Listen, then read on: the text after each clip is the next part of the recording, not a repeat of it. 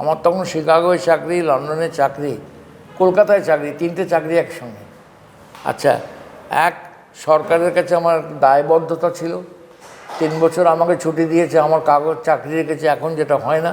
তখনকার দিনে আমার বাবা মারা যাওয়ার পর আমার বোনের তখন তো হাতে 3টে চাকরি। আমি এতদিনই ওখানে কনসালটেন্ট রিটায়ার করতাম। এটা মন্দের ভালো হয়েছে, আমি বলবো পরে।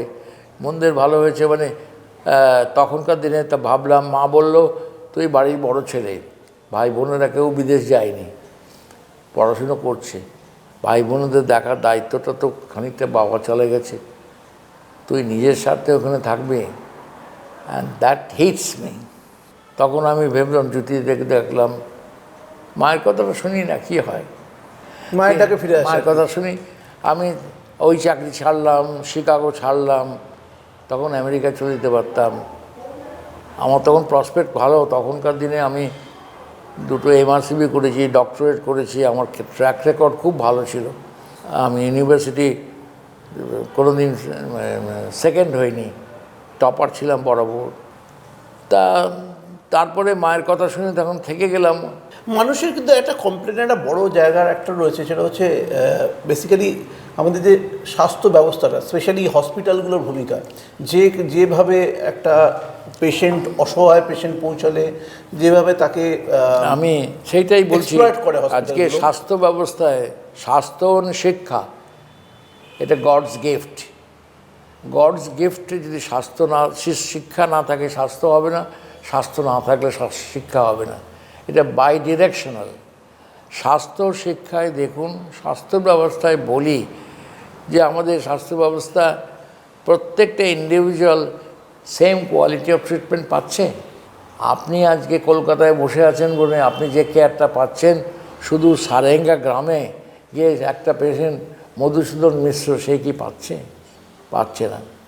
So there is a disparity between the urban and rural set up. একটা মানুষকে দেখতে হলে টোটাল দেখতে হয়, তার শুধু অসুখ দেখলে হয় না। অসুখের কারণটা তার আর্থিক অবস্থা হতে পারে, সামাজিক অবস্থা হতে পারে, এবং আপনি একটা প্রেসক্রিপশান লিখে দিলেন, সেই প্রেসক্রিপশানটা মেনটেন করতে পারবে কি না। আমি 2টো ফেজই দেখলাম জীবনে। কালকে যেমন বললাম, I am in cross Rhodes of under treatment and over treatment, কিন্তু রাইট ট্রিটমেন্ট কোনটা এখনও পর্যন্ত সম্পূর্ণ হলো না। এই যে আদর্শগুলো নিয়ে এখনও বেঁচে আছেন, এখনও চিকিৎসা করছেন, যখন দেখেন আপনার প্রফেশনালির বহু মানুষ কিন্তু এই জায়গাটা ডিভিয়েট করে, যারা ধরুন ওষুধ কোম্পানিগুলোর পরামর্শ অনুযায়ী ওষুধও লেখে বা ডায়াগনস্টিক সেন্টারের পরামর্শ অনুযায়ী তাদের কাছে পেশেন্টও পাঠায়। তো এই যে চেঞ্জেসটা আপনি দেখেন আপনাদের সময় বা আজকের সময়, এটা কতটা হার্ট করে? ডক্টর সুকুমার মুখার্জির কী ঘাটতি রয়েছে ডক্টর সুকুমার মুখার্জি মনে করেন? আমি এই নিয়ে ডাক্তারিতে লিখেছিলাম, ডাক্তারি একটা জার্নালে লিখেছিলাম, what mistakes I have done. 3টে স্ট্রাকচার আছে একটা বলি, একটা হচ্ছে বডি, একটা হচ্ছে মাইন্ড, একটা হচ্ছে সোল। বডি মাইন্ড চেঞ্জ হয়, সোলের চেঞ্জ হয় না। সোল আপনাকে দেখতে পারেন না, সোলটা যায় একজনের থেকে আরেকজনে। আপনি জন্মেছিলেন, আমি জন্মেছিলাম, আপনার সোলটা আপনার কাছে গেছে, কার সোল জানি না, আমার সোলটা এসেছে তাও জানি না। Soul is infinite. আপনি এটা বিশ্বাস করেন না? হ্যাঁ, আমি এত বছর এত মানুষকে ইয়ে করে ট্রিট সোল আজকে বিশ্বাস করি। Soul is infinite, soul is a Brahman. আপনি বিশ্বাস করেন কিনা জানি না, রিইনকারনেশন, পুনর্জন্ম কথাটা মনে রাখে কিনা, কিন্তু যেটা ওরা চেয়েছিল to put me in jail and put me in license card, সেইগুলো হয়নি, সেগুলো বাই আর্গুমেন্ট কেটে গেছে।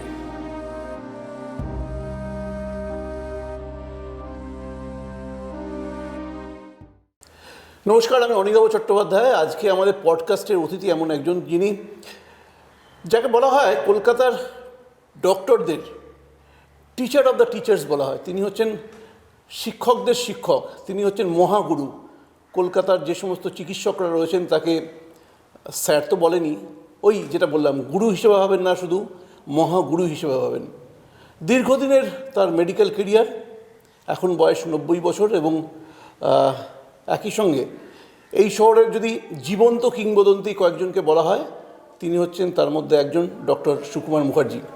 ওনার সঙ্গে আমার গল্প করার অনেক দিনের ইচ্ছা ছিল। ইনফ্যাক্ট আমি বহু ক্ষেত্রে ওনার কাছে বহু পেশেন্টকে নিয়ে গেছি, আমি দেখেছি ওনার কাজ খুব কাছ থেকে, ওনার অ্যানালিসিস দেখেছি, রোগীদের কীভাবে ডায়াগনোসিস করেন দেখেছি, এবং আমার মনে হয় তার সমস্ত লেগাসিটাকে বাঁচিয়ে রাখার দায়িত্ব আমাদের। এবং উনি যতদিন আমাদের যে সেবাটা উনি করে গেছেন মানব জাতির, সেই সেবাটা আমরা যতদিন পাবো ততদিন আমাদের মঙ্গল।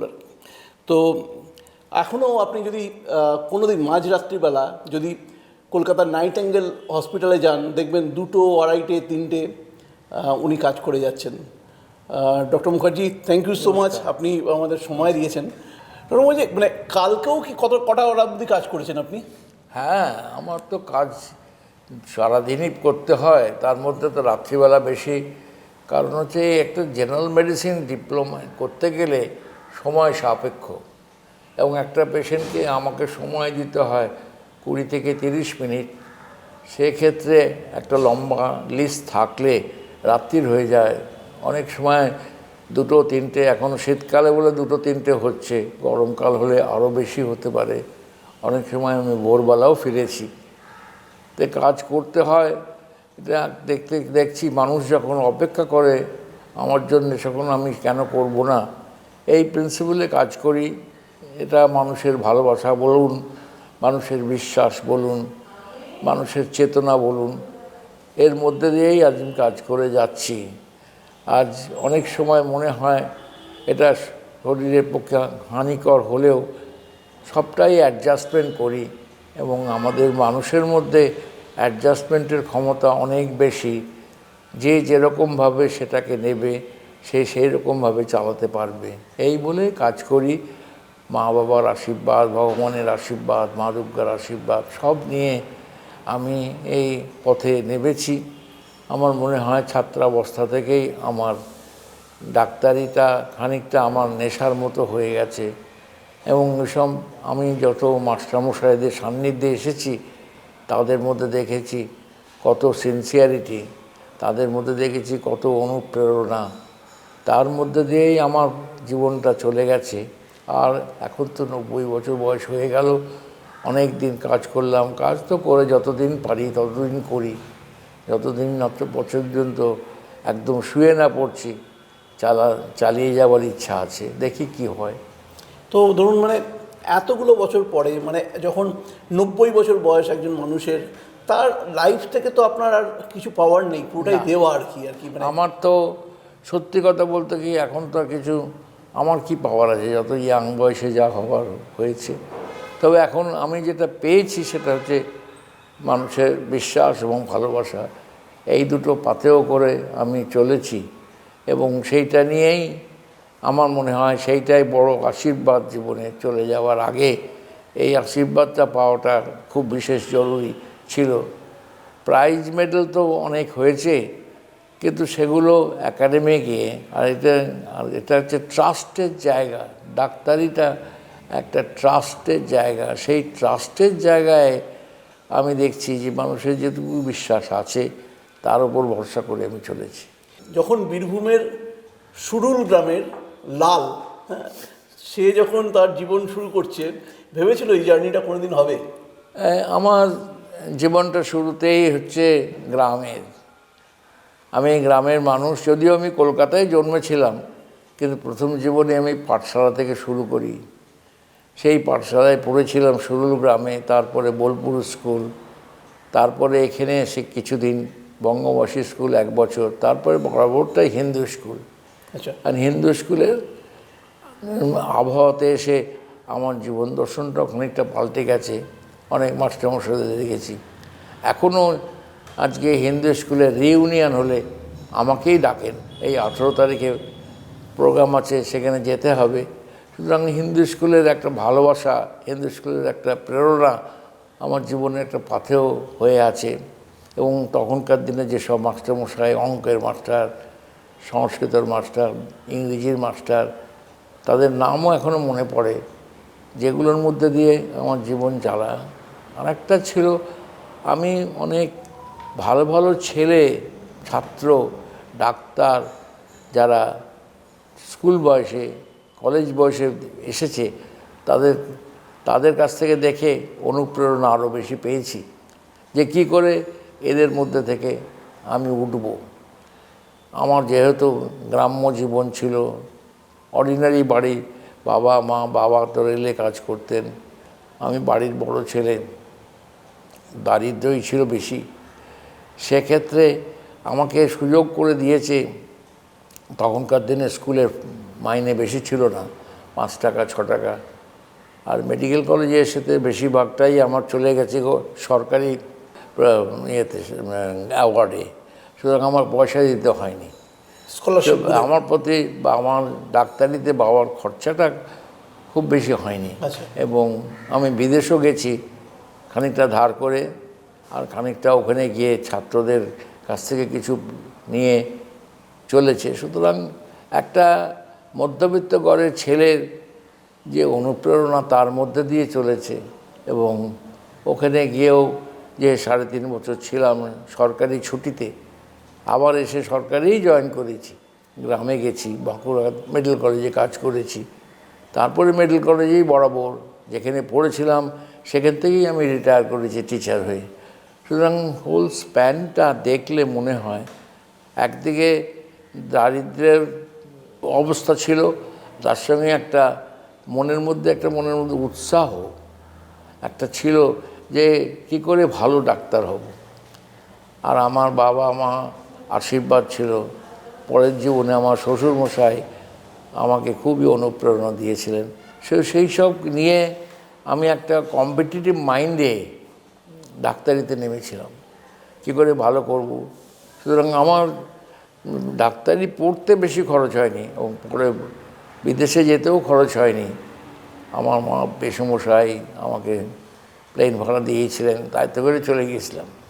সে যাই হোক, কিন্তু তারপরে এসে যখন ডাক্তারিতে নামলাম তখন তো কম্পিটিশন খুব, কিন্তু আমি নিজেকে এমন সঠিক রেখেছিলাম, কোনো প্ররোচনার মধ্যে পা দিইনি। অনেক প্ররোচনা আমার এসেছে, বাঁকুড়ায় কাজ করেছি, অনেক রিক্সাওয়ালা এসে বলেছে আপনাকে রুগী এনে দেবো, টাকা দিন, আমি তাও করিনি।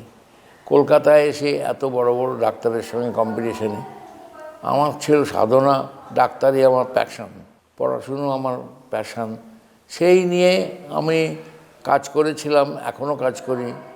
পরবর্তীকালে আমার বিবাহ হয়, সেও আমার শ্বশুরমশাই ছিলেন অত্যন্ত শিক্ষিত মানুষ, ট্রিপল MA, শাশুড়ি ছিলেন MA পাস, কিন্তু সেখানেও একটা দারিদ্রতা ছিল।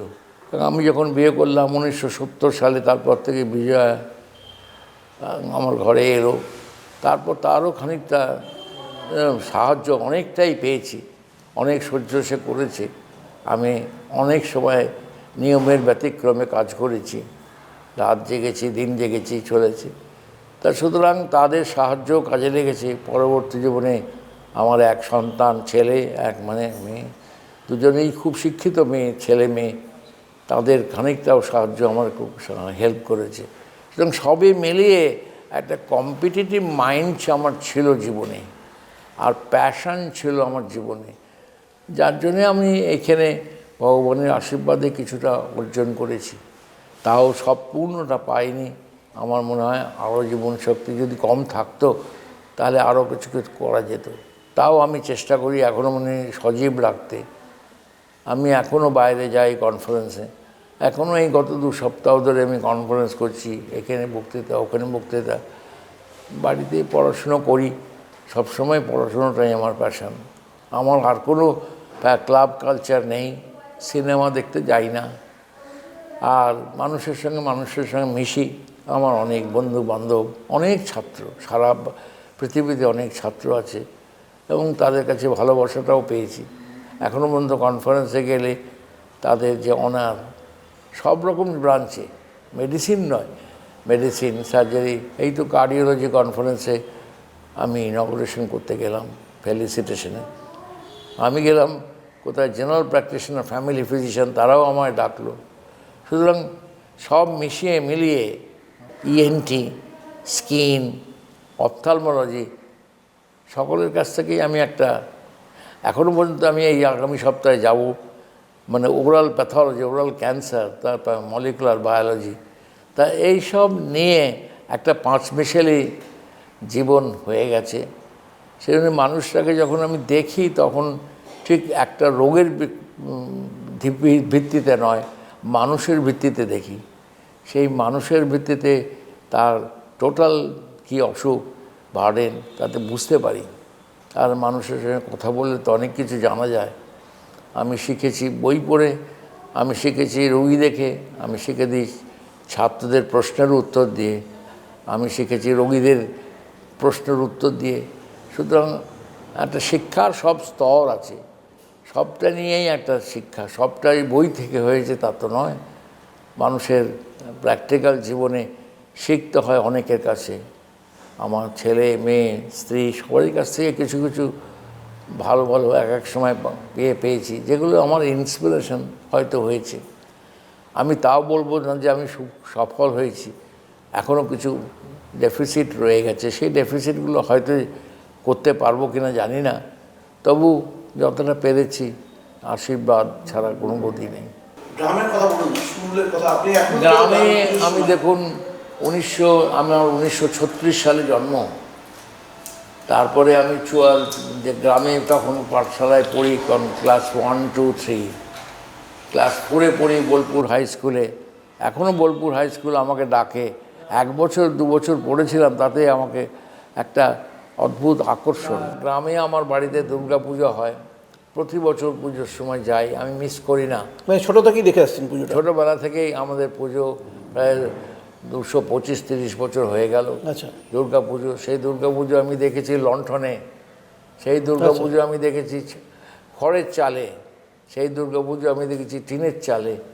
এখন কিন্তু বিশাল 2011-র পর থেকে একটা বড় মন্দির হয়েছে, আমাদের সব ভাইয়ের সবাই মিলে করেছি আমরা, এবং সেটাও মা দুর্গার আশীর্বাদ। ক ভাই আপনারা? ক ভাই ক বোন?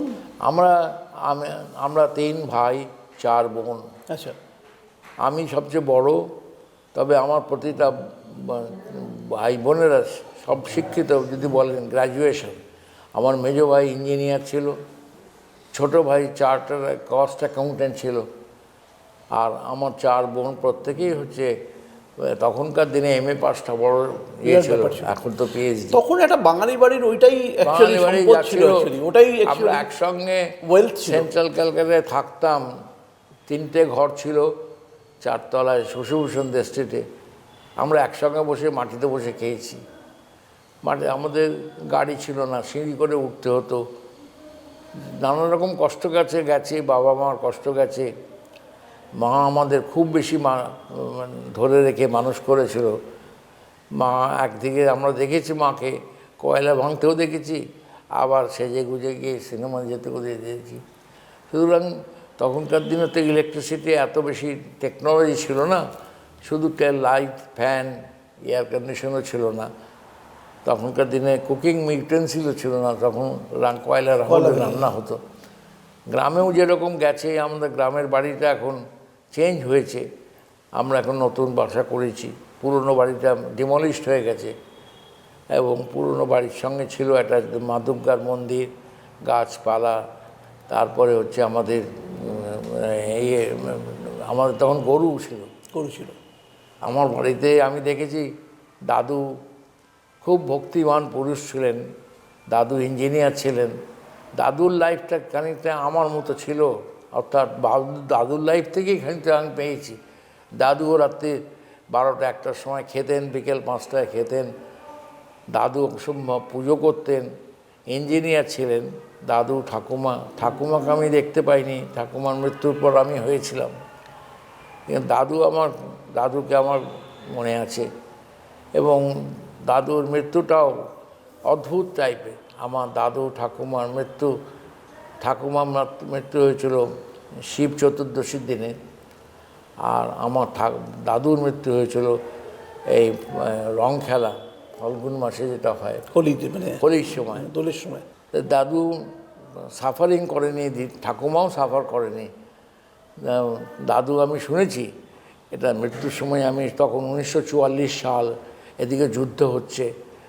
দাদু বলল, আমার এক জ্যাঠামশাই ছিল, নাম ছিল ভূধর মুখার্জি, ভূধর, আমি ওপরে যাচ্ছি। দাদু শুয়ে পড়লেন, মনে হয় স্ট্রোক হয়েছিল, মারা গেলেন। কোনো ডাক্তারিও হয়নি, ইন্টেন্সিভ কেয়ারও হয়নি। ঠাকুমা শিব চতুর্দশীর দিন উপোস করে এসে ঠাকুমা সবসময় বলতো দাদুকে, আমি কোনো দিন বিধবা হব না। তা ঠাকুমা আগেই চলে গেছিলেন। তখনকার দিনে খুব হাই টেম্পারেচার হয়ে চিকিৎসার ব্যবস্থা সেরকম ছিল না গ্রামে। কিন্তু দাদু ঠাকুমা এইভাবেই চলে গেছেন। পুরনো বাড়িটা ডিমলিশ হয়ে গেছে, নতুন বাসা তৈরি হয়েছে। এখনও আমরা যাই। আমি যতদিন বিদেশে ছিলাম 4 বছর, ততদিন যেতে পারিনি। তার মধ্যে মোটামুটি প্রতিবারই পুজো দেখতে যাই।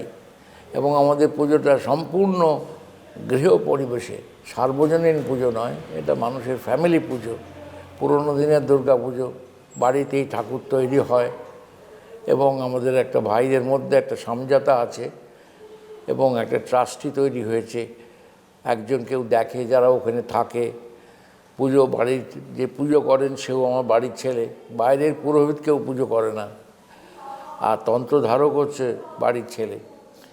এবং সবটাই আমাদের কোনো বলিদান হয় না, আমাদের মাসকলাই বলিদান হয়, আর করাই না। আর পুজোটার সময় সবাই থাকি আমরা একসঙ্গে, মিশি একসঙ্গে। আমাদের বাড়িতে ঢোল বাজে, ঢাক বাজে না। তা এইভাবে প্রথম দিকে লণ্ঠনের পুজো হতো, তারপরে পেট্রোম্যাক্সের পুজো শেষ হলো, তারপরে এলো আলো, আর এখন তো এলই দিয়ে হয়ে গেছে। কত পরিবর্তন, সবটাই চোখে পড়ে, দেখলেন আর কি। সেই জন্য আমার অতীতটা সবসময় রিফ্লেকশন হয়। এত ছোট বয়স থেকে খালি পায়ে যেতাম স্কুলে, লাল মাটি, 2.5 মাইল হেঁটে যেতাম, মাঠের আলে আলে স্কুলে পড়তাম, পাঠশালায় পড়তাম। তখনকার দিনে প্যান্ট শার্টও ছিল না, তখনকার দিনে বলতো একটা ইজের আর একটা জামা, আর স্লেট পেন্সিলে পড়াশুনো করে তারপরে আস্তে আস্তে কাগজপত্র। এখন আমার নাতি নাতনিদের দেখি মোবাইলে পড়াশুনো, তখন তো মোবাইল ছিলই না। এমনকি আমার বাবা যখন মারা যায় তখন 1967 সাল, আমি তখন বিদেশে। এটা শুনেছিলাম যে আপনার বোধহয় বাবার মৃত্যুর পর ফিরে আসতে পারেননি, পয়সা ছিল না। সেটাও একটা ঘটনা হলো, আমি কাজ করছিলাম হাসপাতালে, হঠাৎ খবর পেলাম বাবা মারা গেছে। কিন্তু তখনকার দিনে মোবাইল ছিল না, তো পোস্ট অফিসে গিয়ে ফোন করলাম। তা মা আমায় বলল, বাবা তো চলেই গেছে, তুই এখন না এসে ধার দেনা শোধ করে তারপরে আয়। সেই বাক্য শুনেই আমি থাকলাম, সব সে দেনা ধার শোধ করলাম, এলাম সরকারি চাকরিতে। বাঁকুড়ায় পোস্টিং হলো, বাঁকুড়ায় 6 বছর কাজ করলাম। তখনকার দিনে বাঁকুড়ায় তখন CPM-L, হ্যাঁ CPM-L, তখনও ওখানে ওই লাইট আছে। বাঁকুড়া হাসপাতালে প্রথম বিদেশে লন্ডনে কাজ করতাম, সেখান থেকে এসে বাঁকুড়ায় গেলাম। সেও একটা, এটা কত সাল হবে? সেটা হবে যে 1976, 70 থেকে 76, 70 থেকে 76, 69 ফিরলাম। 70 আমি চলে গেলাম বাঁকুড়া। আর ওখানে থাকতাম যেখানে, সেখানে সাইকেল রিক্সা করে যেতে হতো, গাড়ি ছিল না। তা সাইকেল রিক্সা করে আসতাম যেতাম। তা ছেলেদের পড়াতাম, ভালোবাসতাম। ছাত্র অনেক তৈরি হয়েছিল, ওখানকার ছাত্র এখন অনেকেই এখানে আছে যারা আমার কাছে পড়েছে। তা যেমন কয়েকজনটা নাম বললে ডক্টর দিলীপ পাহাড়ি, আচ্ছা, তারপরে ডক্টর দীপক মুখার্জি মারাই গেছেন, সার্জেন। এরা সব আমার কৃতি ছাত্র, এরা সবাই পড়েছে আমার কাছে ওই বাঁকুড়াতে। আচ্ছা, সুতরাং এরা কেমন ছিল সেই সময় হসপিটালগুলো অবস্থা, মানে হসপিটালগুলো কেমন ছিল সেই সময়? হসপিটাল আমি যখন গেছি তখন বাঁকুড়া কলেজে হাসপাতাল লোকপুর বলে জায়গা ছিল। আচ্ছা, লোকপুরে ওই লাইট চলতো, মাঝে মাঝে লোডশেডিং হতো। আর কি গরম, মানে লোডশেডিং, কোনো এসি নেই, পাখা, আর আপনাকে কাজ করতে হতো তার মধ্যে। অনেক সময় সব দিতে নিভে গেল, মোমবাতি হারিকেন জ্বালা হলো, এইভাবে কেটেছে। তখন সেই সব বিল্ডিং এখন চেঞ্জ হয়ে গেছে। আর তবে একটা জিনিস তখন ছিল, তখন মানুষ ডাক্তারের প্রতি একদম অসামান্য বিশ্বাস ছিল। এখন তো পট পরিবর্তন হয়ে গেছে, মানুষে অনেক জানার জন্যে গুগল পেয়েছে, মানুষ জানার জন্যে বা মোবাইল পেয়েছে, মানুষ অনেক সচেতন হয়েছে। তখন একটা বিশ্বাস ছিল, যা করে যে বিশ্বাসী, ধরুন আজকে বিধানবাবু, তখন উনি এত পপুলার হয়েছিলেন কেন? উনি যা বলতেন সেইটাই ঠিক। আজকে কিন্তু আমি যা বলবো সেটাই ঠিক নাও হতে পারে, চ্যালেঞ্জ হতে পারে। কারণ হচ্ছে লোকের নলেজ বেড়েছে, টেকনোলজি বেড়েছে, সুতরাং চ্যালেঞ্জ হতে পারে। তখনকার দিনে মানুষের আস্থা, তখন ডাক্তার ছিল ফ্রেন্ড, ফিলসফার অ্যান্ড গাইড, বাড়ির সে ফ্যামিলি মেম্বারের মতো। কিন্তু এখন তো আমরা হেলথ কেয়ার ওয়ার্কার, আমরা তো হেলথ কেয়ার, নাম চেঞ্জ হয়ে গেছে। এই মানে এইটাতে আপনার কি মনে হয় ডাক্তারদেরও কিছু ভূমিকা আছে? এই যে বিশ্বাসের জায়গাটা, বিশ্বাসের ধারণাটা, সমস্ত আবহাওয়া চেঞ্জ হয়েছে কি, ফেনোমেনাল অ্যাডভান্স হয়েছে টেকনোলজি, শাস্ত্র সায়েন্স অনেক প্রোগ্রেস করেছে। আমরা চেষ্টা করেছি সেইটাকে আনার, কিন্তু এখন তো ডেভেলপড কান্ট্রির মতো অতটা হয়নি। কিন্তু মানুষের অ্যাক্সেস হয়েছে টু নলেজ অনেক বেশি, যেটা আগে ছিল না। হেলথ সম্বন্ধে অ্যাওয়ারনেস অত ছিল না। আর তখন আর একটা জিনিস ছিল, তখন ইনফেকশাস ডিজিজটাই বেশি ছিল, টাইফয়েড, ম্যালেরিয়া বেশি ছিল, ডেঙ্গু কদাচ দেখা যেত, চিকেনগুনিয়া কদাচ দেখা যেত।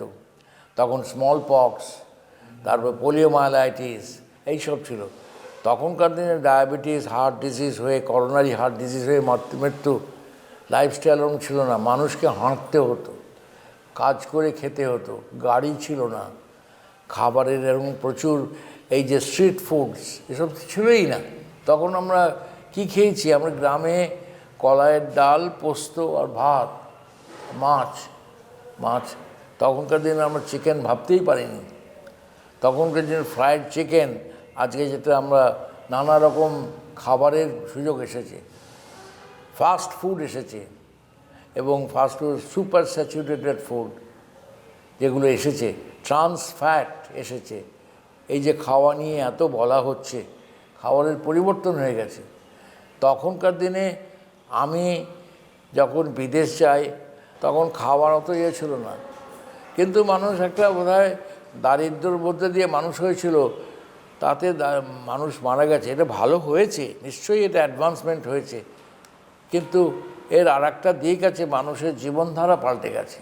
আজকে আমরা শীতকালে আর গরমকালে যেরকমভাবে আমরা কমফর্ট পাই, কারোর বাড়িতে হিটার, কারোর বাড়িতে হিট, তারপরে সেন্ট্রাল হিটিং, এসবের মধ্যে দিয়ে কিছু লোক আসলো গ্রামে, এখনও লোক থাকলেও তখনকার দিনে গ্রামের লোক শহরে চলে আসতো না এত, এখন গ্রামের লোক শহরে। আমি তো গ্রামের লোক ছিলাম, আমি তো শহরে 44 সালের পর সেকেন্ড ওয়ার্ল্ড ওয়ারের পর চলে এলাম, সবই শিক্ষার দৌলতে। তখনকার দিনে কোনো স্কুল ছিল না বেশি, কলেজ ছিল না বেশি, এখন সেসব হয়েছে। আজকে তখন বোলপুর, আসানসোল, সিউড়ি, রামপুরহাট, বর্ধমান এত ডেভেলপ ছিল না, এখন তো অনেক ডেভেলপড হয়েছে। তা সত্ত্বেও মানুষ চলে আসছে। একটা হচ্ছে পপুলেশন, একটা যে প্যাটার্ন অফ ইলনেসটা চেঞ্জ হয়ে গেছে, পরিবেশের চেঞ্জ হয়েছে, মানুষের আউটলুক চেঞ্জ হয়েছে। আপনি বলতে পারেন এগুলো খারাপ না, খারাপ নয়, কিন্তু এর অপব্যবহার হচ্ছে। আজকে দেখুন সাইবার সিকিউরিটি নিয়ে কথা হচ্ছে, এসব তো ভাবাই যেত না। আর মানুষে এখনকার দিনে আপনি করাপশান, ভায়োলেন্স, সেক্সুয়াল অ্যাবিউজ যেভাবে হয়েছে, তখনকার দিনে এগুলো খবরের কাগজে আসতো না। তখন অনেকে দেখেছি, আমাদের পূর্বতন যারা, অনেকে 5 বার 7 বার বিয়ে করেছে, কিন্তু এই জিনিসটা হয়নি। মানুষের যে একটা পরিবর্তন, অ্যাটিটিউডনাল, বিহেভিয়ারাল চেঞ্জ হয়েছে। আপনি যত পুলিশ চেষ্টা করছে এগুলো রদ করার, ওরা আরও বেশি অ্যাক্টিভ হয়ে অন্য মেথড। আজকে সাইবার সিকিউরিটিটা একটা ইম্পর্টেন্ট ইস্যু হয়ে গেছে। আজকে কেন, আজকে আপনি ভাবতে পারা যায় না, যে একটা 5 বছরের মেয়েকে রেপ করছে, তখনকার দিনে ভাবা যেত না, কিন্তু এখন সেই সব হয়েছে। কিন্তু মানুষের যে এই যে মানসিক পরিবর্তন, এগুলোর সঙ্গে খানিকটা কালচার আমরা ডিরাইভ করেছি ওয়েস্টার্ন কালচার থেকে। আর মানুষের হাতে পয়সা এসেছে, কি করবে পয়সা? একটা পয়সা মানুষের একটা লিমিট থাকে, আমার পয়সা এতটা হলেই হবে। কিন্তু এখন পয়সার আধিক্য হয়েছে, ব্যবহার করবে কি করে? আজকে আমি হলিডের কথা বলছি, কাগজে দেখবেন হলিডের পাবলিসিটি হচ্ছে। আজকে দেখুন অনেক কোম্পানি ফ্রি হলিডে দিচ্ছে ব্যবসা বাড়ানোর জন্য। এইসব মেথোডোলজি তো ছিল না, এখন মেথোডোলজি চেঞ্জ হয়েছে। চেঞ্জকে খারাপ নয়, কিন্তু তা সত্ত্বেও যে মানুষের অন্য দিকটাও খারাপ হয়েছে। মানে আপনি বলছেন যে এটা কনজিউমারিজম, যেটা সেটা মানুষের মধ্যে যেভাবে এসেছে এখন এসছে ডিফারেন্ট প্যাটার্ন। তখন ডাকাতি হতো, কিন্তু এরকমভাবে ভায়োলেন্স, এইভাবে জিনিসটা এত ইয়েটা হতো না। আরেকটা জিনিস সবচেয়ে বড় হচ্ছে বিশ্বাসের জায়গাটা কিন্তু নড়বড়ে হয়ে গেছে। আপনি বাড়িতে এসে একটা লোক তাকে পরিচয় দিয়ে বলল যে আমি সিআইডি, কিংবা আপনাকে এসে বললাম আমি পুলিশের থেকে আসছি, এসব জিনিস ভাবা যেত না। এখন মানুষে তখন একটা সিম্পলিসিটি ছিল, এখন মানুষ কমপ্লেক্স হয়ে গেছে। তো আপনার কি মনে হয় যে এই যে আপনি যেটা বলছেন যে লাইফস্টাইল চেঞ্জ হয়েছে, মানুষের মেন্টাল হেলথ খারাপ হয়েছে, এটা কোনোভাবে স্বাস্থ্যের উপর প্রভাব ফেলছে? দেখুন, এগুলো আমাদের সচ্ছলতা এসেছে, তার জন্য লাইফস্টাইল চেঞ্জ হয়েছে। আজকে কলকাতায় অনেক বাড়িতে দেখবেন 1টা থেকে 3টে গাড়ি, রাস্তায় গাড়ির অভাব নেই। কালকে রবিবার, কালকে আমি যখন আসছিলাম এত গাড়ি, লোকে গাড়ি কিনছে, সস্তায় গাড়ির প্রমোশন হচ্ছে 5 লাখ 6 লাখ টাকা। হ্যাঁ, সুতরাং এক্ষেত্রে মানুষের গাড়ির সচলতা, যেটা হাঁটা পথ ছিল সে হাঁটাটা চলে গেছে। হাঁটার জন্য হাঁটবে কোথায়? ফুটপাথ চলে গেছে। আজকে সমস্ত দোকানপত্র ফুটপাথ ছড়িয়ে রাস্তায় এসে দাঁড়িয়েছে, সবই তো ব্যবসার জন্যে। তা সুতরাং একটা পথ পরিবর্তন হয়েছে। লোকে বলবে আমি হাঁটবো কোথায়? আজকের কোনো সেফটি নেই, রাস্তা দিয়ে হাঁটা যায় না, অ্যাক্সিডেন্ট, ফুটপাথ নেই হাঁটবার। আজকে আপনি চলুন কোনো জায়গায়, আপনি পাবেন না ফুটপাথটা এনক্রোচড হয়নি। দ্বিতীয়ত কথা হচ্ছে আমাদের মানুষের এই পয়সা হলে অ্যাটিটিউডনাল চেঞ্জ হয় নানা রকম। আজকাল এত আপনি ফেস্টিভ্যাল পার্টি, আজকে দুর্গা পুজো বলুন, কালী পুজো বলুন, এটি পুজোর নামে একটা করে ফেস্টিভ্যাল হচ্ছে।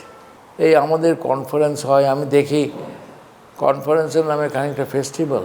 কনফারেন্সের to gather knowledge, to renew আর রিফ্রেশ ইউর নলেজ, সেক্ষেত্রে এটা মিক্সচার হয়ে গেছে।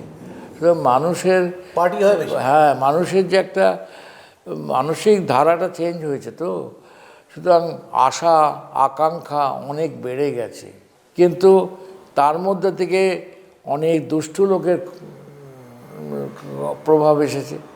এই দুষ্টু লোকের প্রভাবে আজকে একটা মিক্সড পপুলেশন হয়ে গেছে। তাহলে 5 বছরের মেয়েকে রেপ করছে, এই কখনো ভাবা যায়? আজকে বাড়িতে বৃদ্ধা যারা একা থাকে, যারা বৃদ্ধ একা থাকে, তাদের বাড়িতে পরিচয় দিয়ে তাদের বাড়িতে লুটপাট হচ্ছে। একটা মানুষের হৃদয় থেকে কাইন্ডনেস চলে গেছে। তো সুতরাং এই আমরা যে অ্যানিম্যাল ওয়ার্ল্ড ছিল, আমাদের মধ্যে কিছু কিছু লোকের এই পরিবর্তন হওয়াতে তারা দারিদ্র্যের জন্য করছে না, তারা ব্যবসার জন্য করছে। বুঝলাম যে দারিদ্র্য আছে বলে করছে, তা তো নয়। এটা একটা আজকে সাইবার সিকিউরিটি বলুন, আপনাকে ফেক পরিচয় দিয়ে আপনাকে আটকে দিল বাড়িতে, তাতে বলুন একটা কীরকম সবসময় একটা ডিজিটাল এসছে। তা সব মিশিয়ে এটা দিস ইজ নেচারস রুল। যখন দেখবেন আপনার খুব বেশি স্বাভাবিকের থেকে উচ্চ, বেসিক রিকোয়ারমেন্টের থেকে উচ্চ জিনিস হয়ে যাচ্ছে, তার ফলে হয়ে লাইফস্টাইল চেঞ্জ হয়েছে। লাইফস্টাইল হওয়াতে মানুষের নন কমিউনিকেবল ডিজিজ অনেক বেড়েছে। আজকে কেন এত ডায়াবেটিস, কেন এত হাইপারটেনশন? লোকে হাঁটতে ভুলে গেছে, খাওয়াটা সচ্ছল খাওয়া যেটা সেসব নেই। আজকে শনি রবি হলে হোটেলগুলো দেখুন সমস্ত বুকড। আর সুতরাং প্রত্যেকের অ্যাটিটিউডটা চেঞ্জ হয়েছে। আমি বলবো না যে খারাপ, কিন্তু তার মধ্যে যে একটা ব্যালেন্স রাখা দরকার, সেই ব্যালেন্সটা নেই। প্রত্যেক জিনিসের যেটা ভেতরের মানুষের দরকার ব্যালেন্স, সব জিনিসের অ্যাক্টিভিটির ব্যালেন্স, সেই ব্যালেন্স না থাকলে আপনি এত জিনিস পরিবর্তন হয়েছে। আজকে অ্যালকোহল দেখুন, সর্ব জায়গায় অ্যালকোহলের আসক্তি। আমি তা সত্ত্বেও বেড়াতেই যাচ্ছে হয়তো অনেক সময় অ্যালকোহল আর রিসিভ করছে অ্যালকোহল দিয়ে। তো তা সুতরাং মানুষের দৃষ্টিকোণ পাল্টেছে, মানুষের ব্যবহারিক জীবনে অনেক প্রতুলতা এসেছে, যেটা অপ্রতুল ছিল।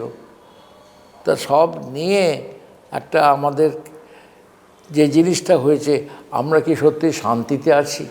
তখনও শান্তি ছিল না, ভেবে দেখুন। তখন দারিদ্র্য ছিল, তখন কষ্ট করতে হতো, জীবনধারার ফ্যাসিলিটিস ছিল না, তখন তো কাছে একটা শান্তির অভাব। এখন আমিও 39 ফ্লোরে বাড়িতে আছি, বাড়িতে তো কোনো শান্তি নেই, বাড়িতে কলহ, ভাই ভাই মিল নেই। কেন এটা হচ্ছে? এই যে মানুষের ব্যালেন্স শিটটা, ইনকাম অ্যান্ড আউটপুট, এই দুটোর মধ্যে আমাদের ব্যালেন্স শিটটা নষ্ট হয়ে গেছে। এবং আজকে যদি বিশ্বাস চলে যায়, ব্যালেন্স চলে যায়, মানুষ যদি হিংস্র হয়ে যায়, আজকে কি হয়েছে, কথায় কথায় রাস্তায় নেমে পড়ছি আন্দোলন। এত আন্দোলন কি বিদেশে এত আন্দোলন হয়? রাস্তায় নামা আন্দোলন এতে শিখছে যে কোনো জায়গায়। আজকে একটা বৃদ্ধ যদি অ্যাক্সিডেন্ট হয়ে যায়, কাউকে সেভ করতে যায়, মানুষ চলে আসে সাহায্য করতে, আর কেউ চলে আসে ফায়দা লুটতে। সুতরাং এই বিকৃত ব্যবস্থা মানুষকে কিন্তু শান্তি দেয়নি। মানুষের কিন্তু একটা কমপ্লেন, একটা বড় জায়গার একটা রয়েছে, সেটা হচ্ছে বেসিক্যালি আমাদের যে স্বাস্থ্য ব্যবস্থাটা, স্পেশালি হসপিটালগুলোর ভূমিকা। যেভাবে একটা পেশেন্ট, অসহায় পেশেন্ট পৌঁছালে যেভাবে তাকে, আমি সেইটাই বলছি। আজকে স্বাস্থ্য ব্যবস্থায় স্বাস্থ্য শিক্ষা, এটা গডস গিফট। যদি স্বাস্থ্য না, শিক্ষা না থাকে স্বাস্থ্য হবে না, স্বাস্থ্য না থাকলে শিক্ষা হবে না। এটা বাই ডিরেকশনাল। স্বাস্থ্য শিক্ষায় দেখুন, স্বাস্থ্য ব্যবস্থায় বলি যে আমাদের স্বাস্থ্য ব্যবস্থা প্রত্যেকটা individual same quality of treatment পাচ্ছে। আপনি আজকে কলকাতায় বসে আছেন বলে আপনি যে কেয়ারটা পাচ্ছেন, শুধু সারেঙ্গা গ্রামে গিয়ে একটা পেশেন্ট মধুসূদন মিশ্র সে কি পাচ্ছে না। So there is a disparity between the urban and rural set up. Number 2, আমাদের টেকনোলজিক্যাল অ্যাডভান্সমেন্ট হয়েছে, সেই অ্যাক্সেসটা পাচ্ছেন না। সুতরাং একটা থার্ড হচ্ছে, আমাদের ডাক্তারি শাস্ত্রে একটা সিস্টেম ছিল, মানুষ ফ্যামিলি ফিজিশিয়ান থাকবে, স্পেশালিস্ট থাকবে, হাসপাতাল থাকবে। This is an integrated approach. একটা মানুষকে দেখতে হলে টোটাল দেখতে হয়, তার শুধু অসুখ দেখলে হয় না।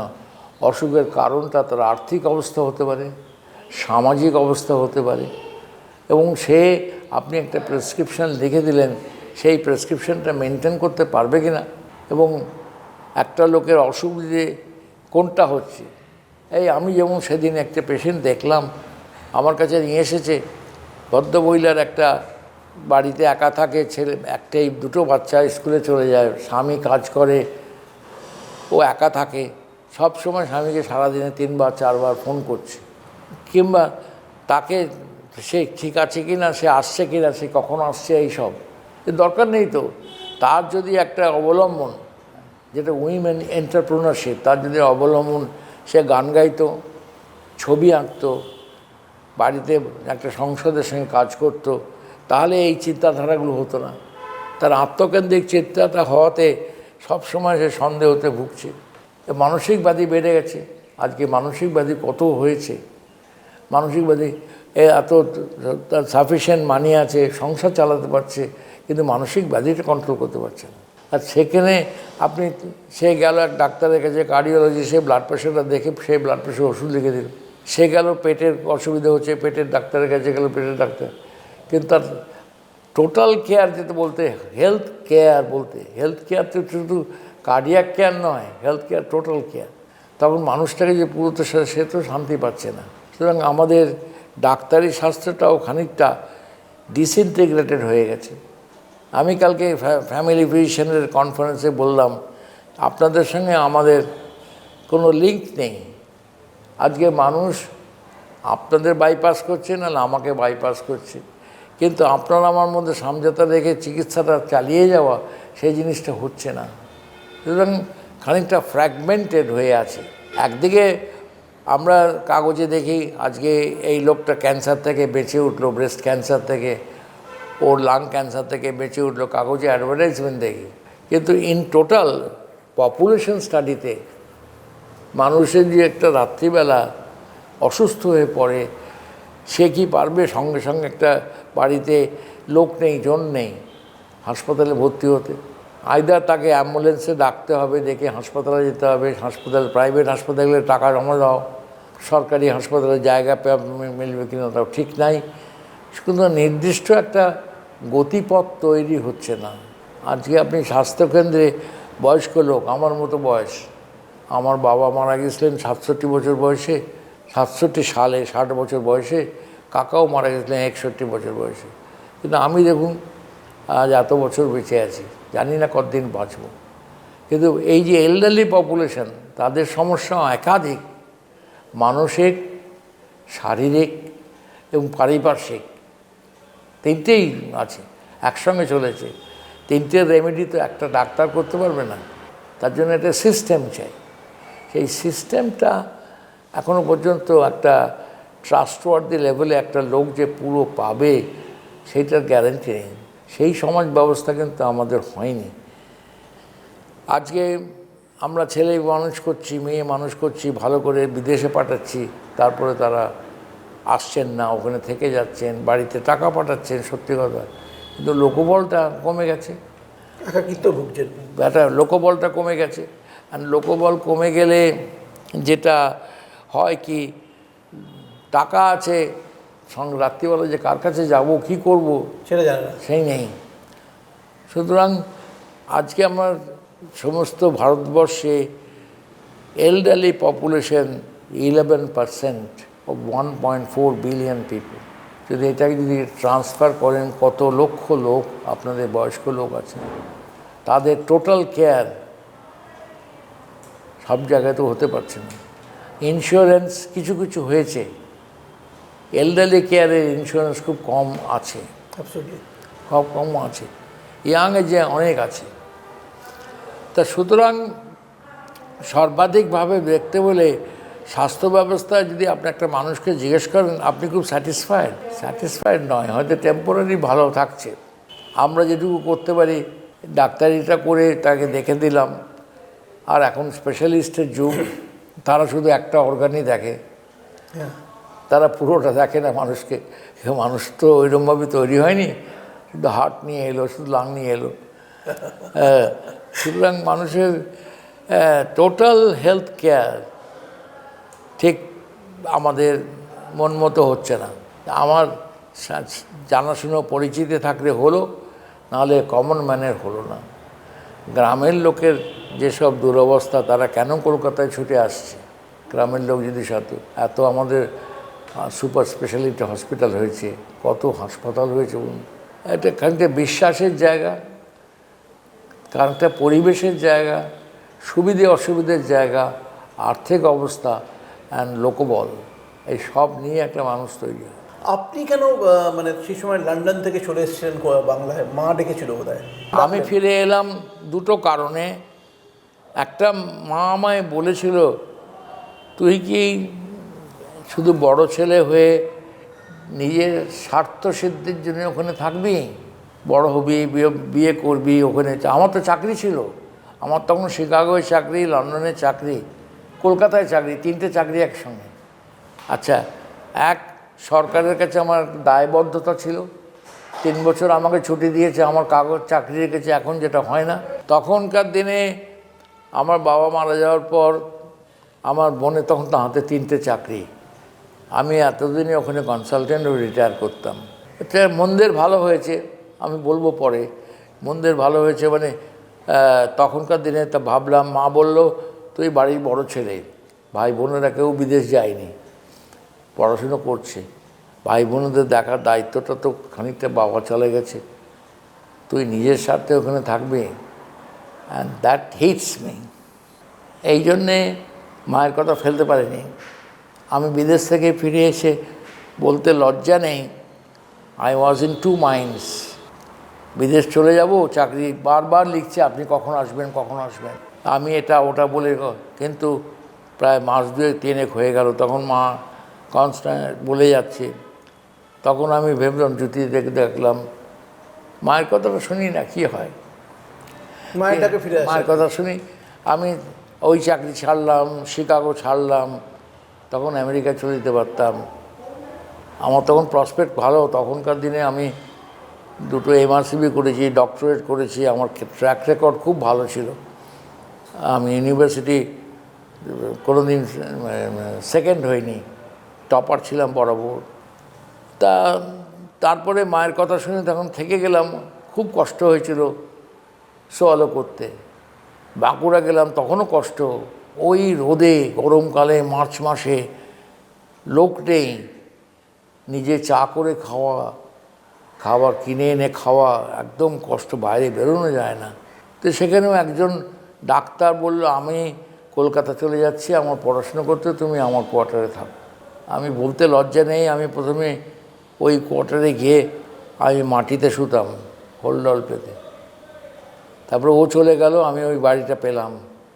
তারপরে অন্য বাড়িতে এসে তারপরে পরে বাড়ি পেলাম। কিন্তু অত কষ্ট, তখন দুঃখ হয়েছে যে কি করলাম। কিন্তু এখন বুঝি, আমি রিটায়ার করেছি 1994 সালে সরকারি চাকরি থেকে, 30 বছর চাকরি করে, 30 মানে 31 বছর। আজকে আমি এখনও পর্যন্ত অ্যাক্টিভ, কিংবা আমার সমসাময়িক যারা বিদেশে রয়ে গেছে, আইদার তারা মারা গেছে, তারা এখন বাড়িতে আসে, তারা তো ওখানে রিটায়ার্ড। একবার ওখানে রিটায়ার্ড হলে সোসাইটিতে কোনো তার কোনো মূল্যবোধ থাকে না। আমাদের মূল্যবোধ কিন্তু আমৃত্যু।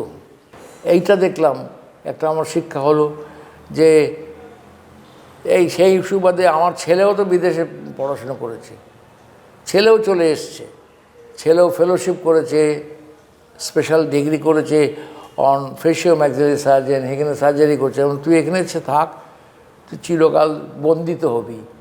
আজকে আমি দেখছি, আমি তো এত রিটায়ার করার পরও, আমি রিটায়ার করেছি 94 সালে, 31 বছর আগে সরকারি পেনশন পাই। কিন্তু এখনও পর্যন্ত লোকজনের মধ্যে তো আমাকে তো লোকে চেনে, জানে, অন্ত ভালোবাসে। এই কালকে আমি কনফারেন্সে গেলাম, সে ফ্যামিলি ফিজিশিয়ানদের কনফারেন্স, কত লোক এসে প্রণাম করলো। এটাতে পাওনা, এগুলো এটা ঠিক না, মেডেলের সঙ্গে তুলনা করা যায় না, এটা মনের থেকে 100বার। তার আগের দিন আমি গেলাম, আমার রিউমাটোলজি কনফারেন্স সেরে কার্ডিওলজিতে আমার ডেকেছি। সব তো আমার ওখানে ছাত্র, যারা ওখানে অফিসিয়েটিং পিপল, এত সাদর করে চিফ গেস্ট করে করলো। আমার মনে হলো যে এইটাই আমার ভাবনা, এইটাই আমার বড় রেকগনিশন, অন্য রেকগনিশন ছাড়া। এই যে ছাত্রদের কাছ থেকে এত ভালোবাসা, রোগীর কাছে থেকে এত ভালোবাসা, এইটা আমি কিন্তু I cannot equate with my all awards. আপনি বাঁকুড়া মেডিকেল কলেজে যখন গেলেন, তখন থেকেই আপনার নাম কিন্তু ছড়িয়ে পড়লো আর কি। আপনার কারণ হচ্ছে বাঁকুড়া মেডিকেল কলেজে, হ্যাঁ সেটা একটা ইতিহাস। বাঁকুড়া মেডিকেল কলেজে আমি কাজ করছি, তারপরে একটা লোক, আমি রাউন্ড দিচ্ছি, দেখছি একটা ভদ্রমহিলা নিয়ারলি ডেড, তাকে তারা ডেড বডি, ডেথ সার্টিফিকেট লিখছে, তাকে সাপে কামড়েছে। তখন আমি ইঞ্জেকশন দিলাম, অ্যাট্রোপিন এবং অন্যান্য, তা পেশেন্ট রিভাইভ করলো। And that came into the publicity, কাগজে, আমি বলিও নি, কাগজে বেরোলো। তখন থেকে সেটা হচ্ছে 1971 সালে, 71-72 সালে। আর আমি ছাত্র পড়াতাম, আমার ছিল, অসম্ভব ন্যাক ছিল, যা শিখেছি তার সাথে দিতে চাই। ছাত্র পড়াতাম কলকাতায়, যেমন আমি ছাত্র পড়িয়েছি, পড়ানো আমার খুব ইচ্ছে করতো, ভালো টিচার হব, কেন ভালো টিচারদের সংস্পর্শে এসেছিলাম। মানে এখানে জিজ্ঞেস করছি আপনি বিধানচন্দ্র রায়কে পেয়েছেন বোধহয়? হ্যাঁ, বিধানচন্দ্র অ্যাওয়ার্ড পেয়েছি সারা না ভারতবর্ষে। মানে আপনি পার্সোনালি ওনাকে পেয়েছেন? হ্যাঁ হ্যাঁ, বিধানবাবুর কাছ থেকে প্রাইজ নিয়েছি আমি। আচ্ছা। বিধানবাবুকে দেখেছি, বিধানবাবুর কাছে প্রাইজ নিয়েছি। বিধানবাবু যেদিন মারা যায় সেদিন আমি এমএলএস ওয়ার্ডে ডিউটি করছি মেডিকেল কলেজে। আর ভিড় কি অসম্ভব, সে 1962 সাল। তা আমি একসঙ্গে কাজ করার কোনো অভিজ্ঞতা আছে? না, ওনার সঙ্গে একসঙ্গে কাজ করেন উনি, তো তখন তো ডাক্তারি করতেন করছেন না, না। উনি তো চিফ মিনিস্টার ছিলেন। হ্যাঁ। তবে বিধানবাবু সম্বন্ধে আমার অনেক বক্তব্য অনেক জায়গায় রেখেছি। তা বিধানবাবুর কাছেও ইয়ে করেছি। তা সেই জন্যে আমার একটা টিচিংয়ে খুব লাভ ছিল। আর আমি অল ইন্ডিয়া বিধানবাবুর একটা ICMR অ্যাওয়ার্ড আছে, পেয়েছিলাম 1993 সালে। আচ্ছা। হ্যাঁ, অল ইন্ডিয়া, সে রাষ্ট্রপতি ভবনে গিয়ে প্রাইজ নিয়েছিলাম। সুতরাং আমার পড়ানোর জন্যে ছেলেরা ভালোবাসত। এখনও পর্যন্ত আমি আজকে রিটায়ার করেছি কবে, আমার ক্যালকাটা হসপিটালে এখনও পর্যন্ত আমার ছাত্ররা আছে DNB পড়া। ঠিক আছে, নর্মাল আছে। পেটে ব্যথা আছে? ব্যথা কিছু নেই। ব্যথা নেই তো? মানে ওই একটা অস্বস্তি, যে একটা ফুলনেস হচ্ছে মাঝে মধ্যে, আর 4বার 5বার করে রাত্রেবেলা করে পায়খানা। এইটা স্টুলটা করে, আর CRPটা ঠিক আছে তো? 0.73। ঠিক আছে। একটু আগে দেখলাম এটা আমার এখনো খানিকটা আপনার পড়া ছাত্ররা- এবং পড়ানো, এটা আমার একটা বলতে পারেন প্যাশন। আমার তো আর কোনো সিগারেট খাই না, মদ খাই না, পার্টি করি না, কংগ্রেস করি না, কোনো পার্টি করি না, ক্লাবে যাই না, ক্যালকাটা ক্লাবের মেম্বার। আমার ছেলেরা মেয়েরা মেম্বার, ওরা যায়, আমি যাই না। হোটেল সিনেমা যাই না, হোটেলে এখন তো হোটেলে খাওয়া উঠে গেছে, বাড়িতে খাবার দিয়ে যায়, হোটেল থেকে খাবার আসে। তা সুতরাং আর কি প্যাশান, বই ছাড়া আর কি আমার। আর আমি দেখেছি একটা জিনিস আপনাকে বলি, সেটা হচ্ছে পড়াশুনোর সঙ্গে আপনি বেশি হিংসে থাকবে না, অর্থ সংগ্রহের সঙ্গে আপনার হিংসে থাকবে। ভেবে দেখবেন, আপনি রোজগার করছেন বেশি, আপনার অনেক শত্রু তৈরি হচ্ছে। আপনি যদি খুব পড়াশুনো করেন, আপনার শত্রু বেশি তৈরি হবে না। এই একটা জিনিস আমার এটা মনে লেগেছিল। আর আমি ভগবানের আশীর্বাদে রামকৃষ্ণ মিশনে দীক্ষিত। রামকৃষ্ণ মিশনের 5 জন প্রেসিডেন্টকে দেখেছিলাম, তার মধ্যে অনেকেই চিকিৎসা করেছি, তাদের কাছে দীক্ষা নিয়েছি। রঙ্গনাথনজি তার মধ্যে অন্যতম। আচ্ছা আমি তার কাছেই দীক্ষা নিয়েছি, আচ্ছা। তাকে চিকিৎসা করেছি। তিনি আমায় একটা কথা বলতেন, দেখো সুকুমার, লুক ইনসাইড, মানুষের বাইরে থেকে দেখে কাউকে বিচার করো না, সবসময় নিজের ভেতরে, নিজের আত্মার যেটা আমরা দেখতে পাই না, mind set up, physical labour, প্রত্যেকের স্ট্রাকচার আছে, মাইন্ডের তো স্ট্রাকচার নেই। লুক ইনসাইড, সবসময় যখনই কিছু করতে যাবে ভেতরটা দেখবে। কিন্তু এই অন্তর্দৃষ্টিটা কিভাবে তৈরি হয়? অন্তর্দৃষ্টি যেটা মানে সেটা কিভাবে তৈরি হতে পারে? সেইটা আমি একটা বই পড়ছি এখন জোসেফের, সেটা বই হচ্ছে subconscious mind, how subconscious mind correlates with your outer world and you can talk. ও আমায় বলতো, training of your mind is more important than training of the different technology. Training of mind করলে সেইটা তোমার দীক্ষার কাজ, তোমার কাজের গতি আনবে। আজকে আপনি মাইন্ডে ঠিক করলেন যে আমি সুকুমার মুখার্জির কাছে ইন্টারভিউ নিয়ে সব কিছু দেবো, এটা তো মাইন্ড থেকে এলো, তা আমি বলে দিইনি, কেউ আপনাকে ডিরেকশন দেয়নি, তখন আপনি আমার বাড়িতে এলেন। সুতরাং ট্রেনিং অফ দ্য মাইন্ডটা যদি হয়, বেশিরভাগ লোক ট্রেনিং অফ দ্য মাইন্ড করতে পারে না, ট্রেনিং অফ দ্য টেকনোলজি করছি। ট্রেনিং অফ দ্য মাইন্ড করতে হলে এক জায়গায় বুঝতে হবে, ভাবতে হবে, ভাবতে হবে এটা ঠিক না বেঠিক, এটা পাপ না এটা পুণ্য, এটা কারেকশনাল হবে না এটা নন কারেকশনাল হবে, এটা কারোর ক্ষতি করবে না ক্ষতি করবে না। তার মানে training of the mind, mind তো আপনাকে গাইড করছে। আপনি সারাদিনের কাজের মধ্যে যা কাজ করবেন সেটা গাইডেন্স থেকে, ইঞ্জিনটা হচ্ছে mind. Say training of the mind সবসময় বসে থাকলে, think about it, subconscious mind. অনেকে ক্লেম করেছে এটা হার্টের মধ্যে থাকে, কিন্তু we do not know the structure. এবং আমাদের যে তিনটে স্ট্রাকচার আছে একটা বলি, একটা হচ্ছে বডি, একটা হচ্ছে মাইন্ড, একটা হচ্ছে সোল। বডি মাইন্ড চেঞ্জ হয়, সোলের চেঞ্জ হয় না। সোল আপনাকে দেখতে পারেন না, সোলটা যায় একজনের থেকে আরেকজনে। আপনি জন্মেছিলেন, আমি জন্মেছিলাম, আপনার সোলটা আপনার কাছে গেছে, কার সোল জানি না। আমার সোলটা এসেছে তাও জানি না। Soul is infinite. আপনি এটা বিশ্বাস করেন না? হ্যাঁ, আমি এত বছর এত মানুষকে ইয়ে করে ট্রিট সোল আজকে বিশ্বাস করি। Soul is infinite, soul is a Brahman, সেইটাই চেঞ্জ হয়। মাইন্ডটা, বডিটা আমরা এক্সটার্নাল, বডিটা হচ্ছে আপনাকে কাজ করে নিয়ে যাওয়ার অস্ত্র, কিন্তু কোচকে ড্রাইভ করছে কে? আজকে অর্জুন তীরবিদ্ধ করেছিল, কে তার মাইন্ড ছিল? শ্রীকৃষ্ণ।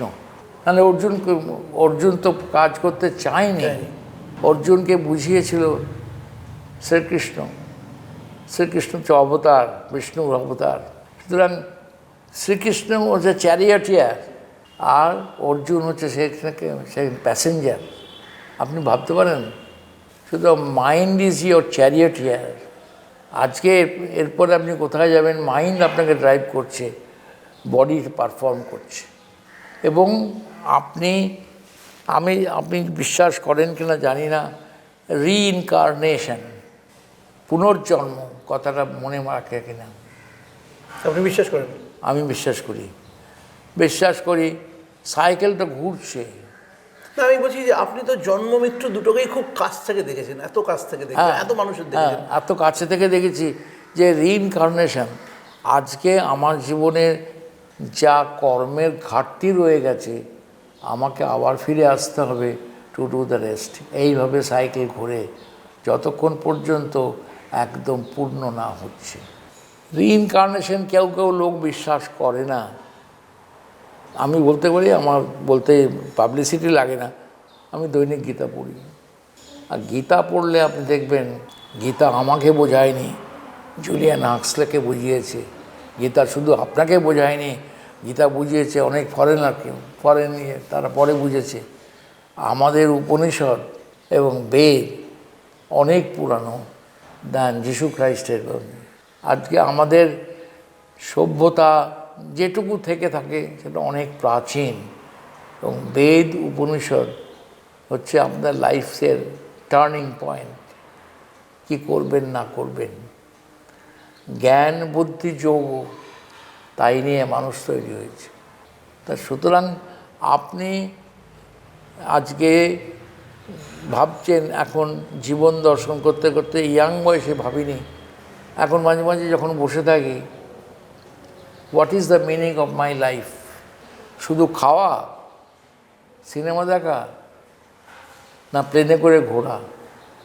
আমার জীবন দর্শনে হয়তো ছিল সরকারি, যা ভগবানের আশীর্বাদে, to serve people, to prepare my self. কিন্তু আমার তো সম্পূর্ণ হয়নি, আমার ঘাটতি রয়ে গেছে। আমার যে ঘাটতিগুলো আপনি যদি আপনার ঘাটতিটা বুঝতে পারেন, তা you will be the man. Doctor Sukumar মুখার্জির কী ঘাটতি রয়েছে ডক্টর সুকুমার মুখার্জি মনে করেন? আমি এই নিয়ে ডাক্তারিতে লিখেছিলাম, ডাক্তারি একটা জার্নালে লিখেছিলাম, what mistakes I have done in my professional life, case illustration দিয়ে সারা ইন্ডিয়াতে।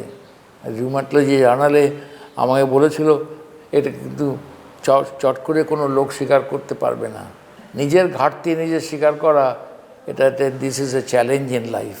তা আমি 3টে কেস ইলাস্ট্রেশন দিয়েছিলাম জীবনে, তার থেকে আমি কি শিক্ষা পেয়েছি, so that I correct my self. কোন 3টে করেছিলেন আপনি? সে একটা হচ্ছে এখনও বেঁচে আছে একটা পেশেন্ট, নাম বলতে পারবো না, তার হঠাৎ পায়ে একটা গ্যাংগ্রিন, খুব মোটাসোটা, আমরা ডায়াবেটিস ভেবেছিলাম, ব্লাড প্রেশার ভেবেছিলাম, যা হয় সচরাচর থিঙ্কিং। কিন্তু তার গ্যাংগ্রিনটা ছোটো হয়েছিল, তার একটা অটোইমিউন ডিজিজ ছিল, সেটা আমি প্রথমে মিস করেছিলাম, পরে সেটা ধরেছিলাম। এবং সে এখনও বেঁচে আছে, সে অটোইমিউনের চিকিৎসাও করে, ডায়াবেটিসের চিকিৎসা করে, কলকাতায় কাজ করে বেড়াচ্ছে। এটা অতীত প্রায় 20-25 বছর আগেকার কথা। এরকম একটা ছেলের কথাও ভেবেছিলাম, এরকম করে লিখেছে ডাক্তারিতে, তাই লিখেছিলাম এবং আমি কারেক্টেড মাইসেলফ। এই যে আপনার একটা জীবনে একটা খুব খারাপ অধ্যায় গেছে ডক্টর কুণাল শাহর যে কেসটা, তো এটাকে আপনি কিভাবে দেখেন, মানে এই জায়গাটাকে, মানে এতগুলো বছর পরে? এটা যা হয়েছিল তার থেকে পাবলিসিটি মোর ম্যাগনিফাই করেছে আমাকে যারা, কিন্তু আমি তার বলতে পারেন আমি তখন ওই রকম ছিলাম না, চালাক চতুর ছিলাম না, আমি কাউন্টার দিইনি কাগজে, আই রিমেন সাইলেন্ট। সামান্য একটি ডাক্তারিতে করতে গিয়ে নানা রকম, আমি ছাড়া আরও কয়েকজন ডাক্তারের সঙ্গে, তারা সব চলে গেছেন, আমি রয়ে গেছি, বুঝেছেন। তা সেই দ্যাট ওয়াজ একটা লাইফ ট্রেনিং বলুন, এডুকেশন বলুন, ডিফিকাল্ট সিচুয়েশন বলুন, তার জন্যে যা হবার হয়ে গেছে। কিন্তু I was not in jail, my license has not been cancel. কিন্তু এটা আমাকে একটা বড় শিক্ষাও দিয়েছে।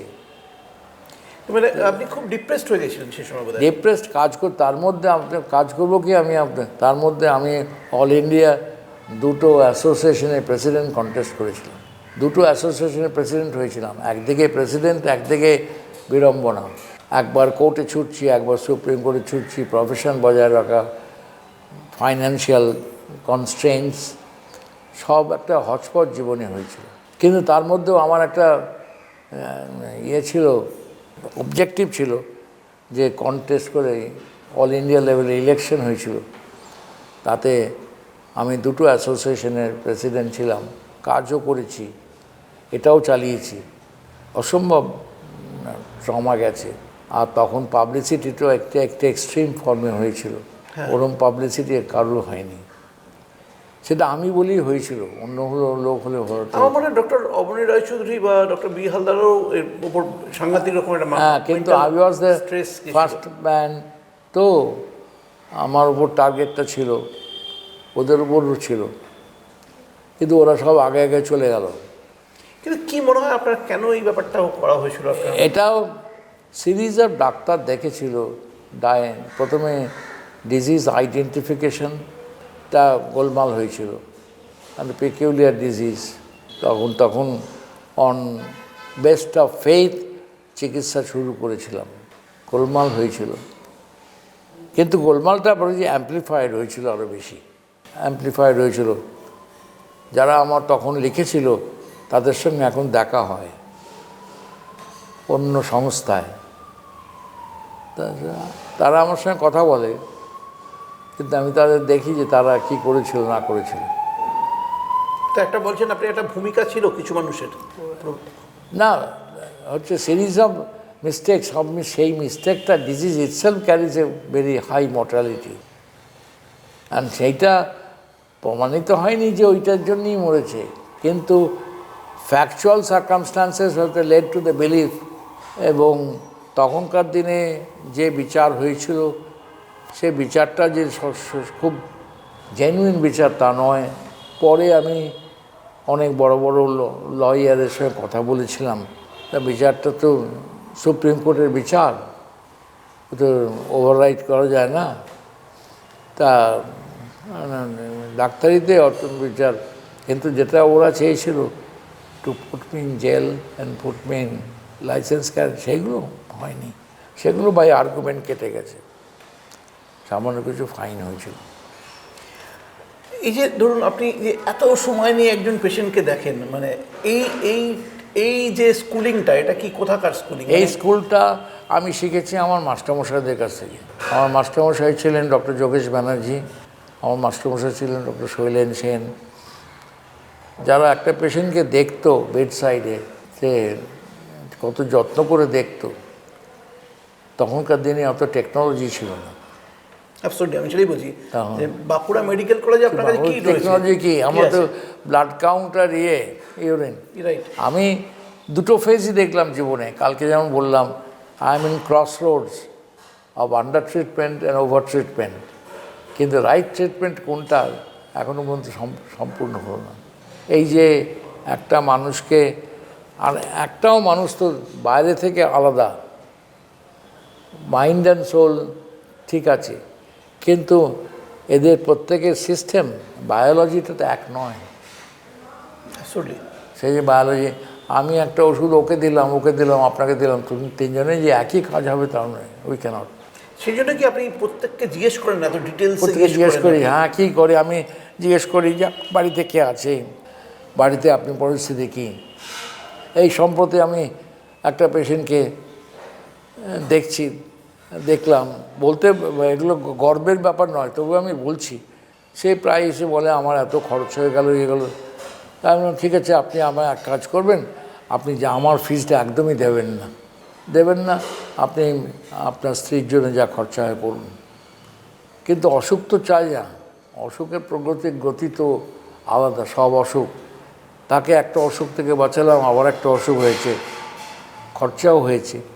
সুতরাং আমি দেখলাম এটা একটা উপায়, তাছাড়া আমার কাছে হাতে আর কিছু নেই। আমি তো ওষুধ বিক্রি করি না, আর ইনভেস্টিগেশনও করি না, যে আপনারা আমার দেবেন না, আমি I will treat you as a free patient.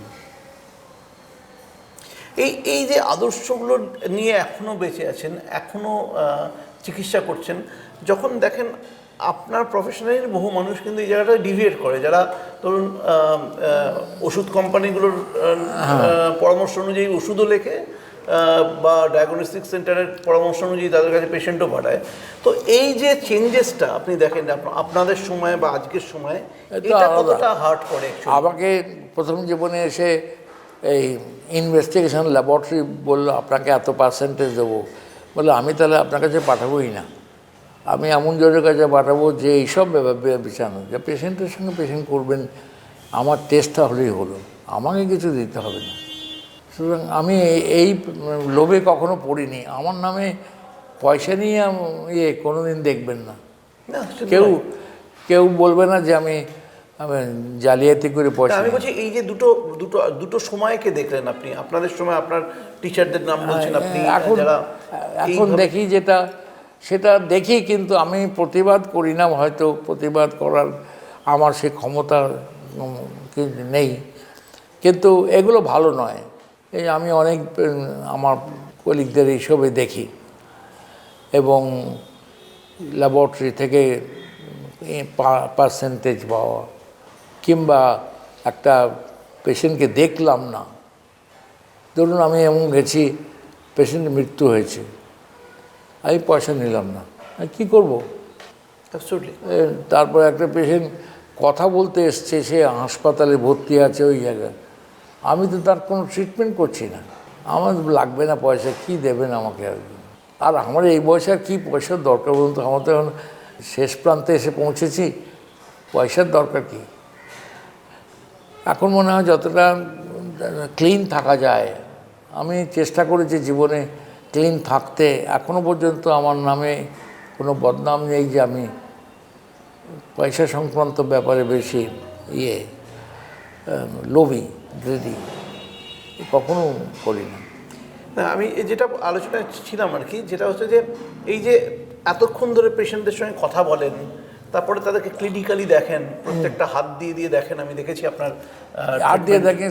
আমি আপনাদের একটা ছোট্ট আমার নিজের অভিজ্ঞতা বলি। আমার এক আত্মীয়কে নিয়ে ইনফ্যাক্ট ওনার কাছে গেছিলাম, সেই আমার একটি ভাগ্নি, ছোট্ট মেয়ে, তাকে তার ওজন কমে আসছিল, ক্রমশ ওজন কমে যাচ্ছিল, এবং তাকে নিয়ে হায়দ্রাবাদ, ব্যাঙ্গালোর বিভিন্ন জায়গায় ঘুরিয়েছে, এবং আলটিমেটলি সমস্ত জায়গায় ফেলিওর। তা উনি দেখে ওনার সঙ্গে অনেকক্ষণ ধরে কথা বলার পর বললেন যে তোমরা ব্লাড যে টেস্টটা করছো তাতে ফেরিটিনটা টেস্ট করো, এবং আসল দেখা গেল গলদটা সেখানেই ইনফ্যাক্ট, এবং তারপরে সে ডেফিনেটলি ভালো আছে, তার চাকরি জীবন চলছে, শিক্ষকতা করে সে।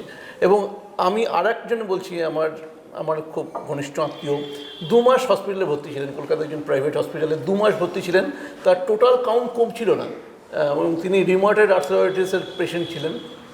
তা আমি ডোনা গাঙ্গুলি এবং সৌরভের সহায়তায় আর কি একটা এমন হসপিটালে ছিলেন, উনি তার সঙ্গে কানেক্টেড ছিলেন না, কিন্তু উনি স্পেশালি গেলেন, উনি হসপিটালে গেলেন, এবং এই যে টোটাল কাউন্টটা কমছিলেন না, ওরা বিভিন্ন রকম টেস্ট করছিল, ওরা দিতে পারছিল না, কোনো অ্যান্টিবায়োটিক দিতে পারছিল না, বিকজ মানে ওনার এটাও রিমোটেড ফ্যাক্টরটা হয়তো বাড়বে।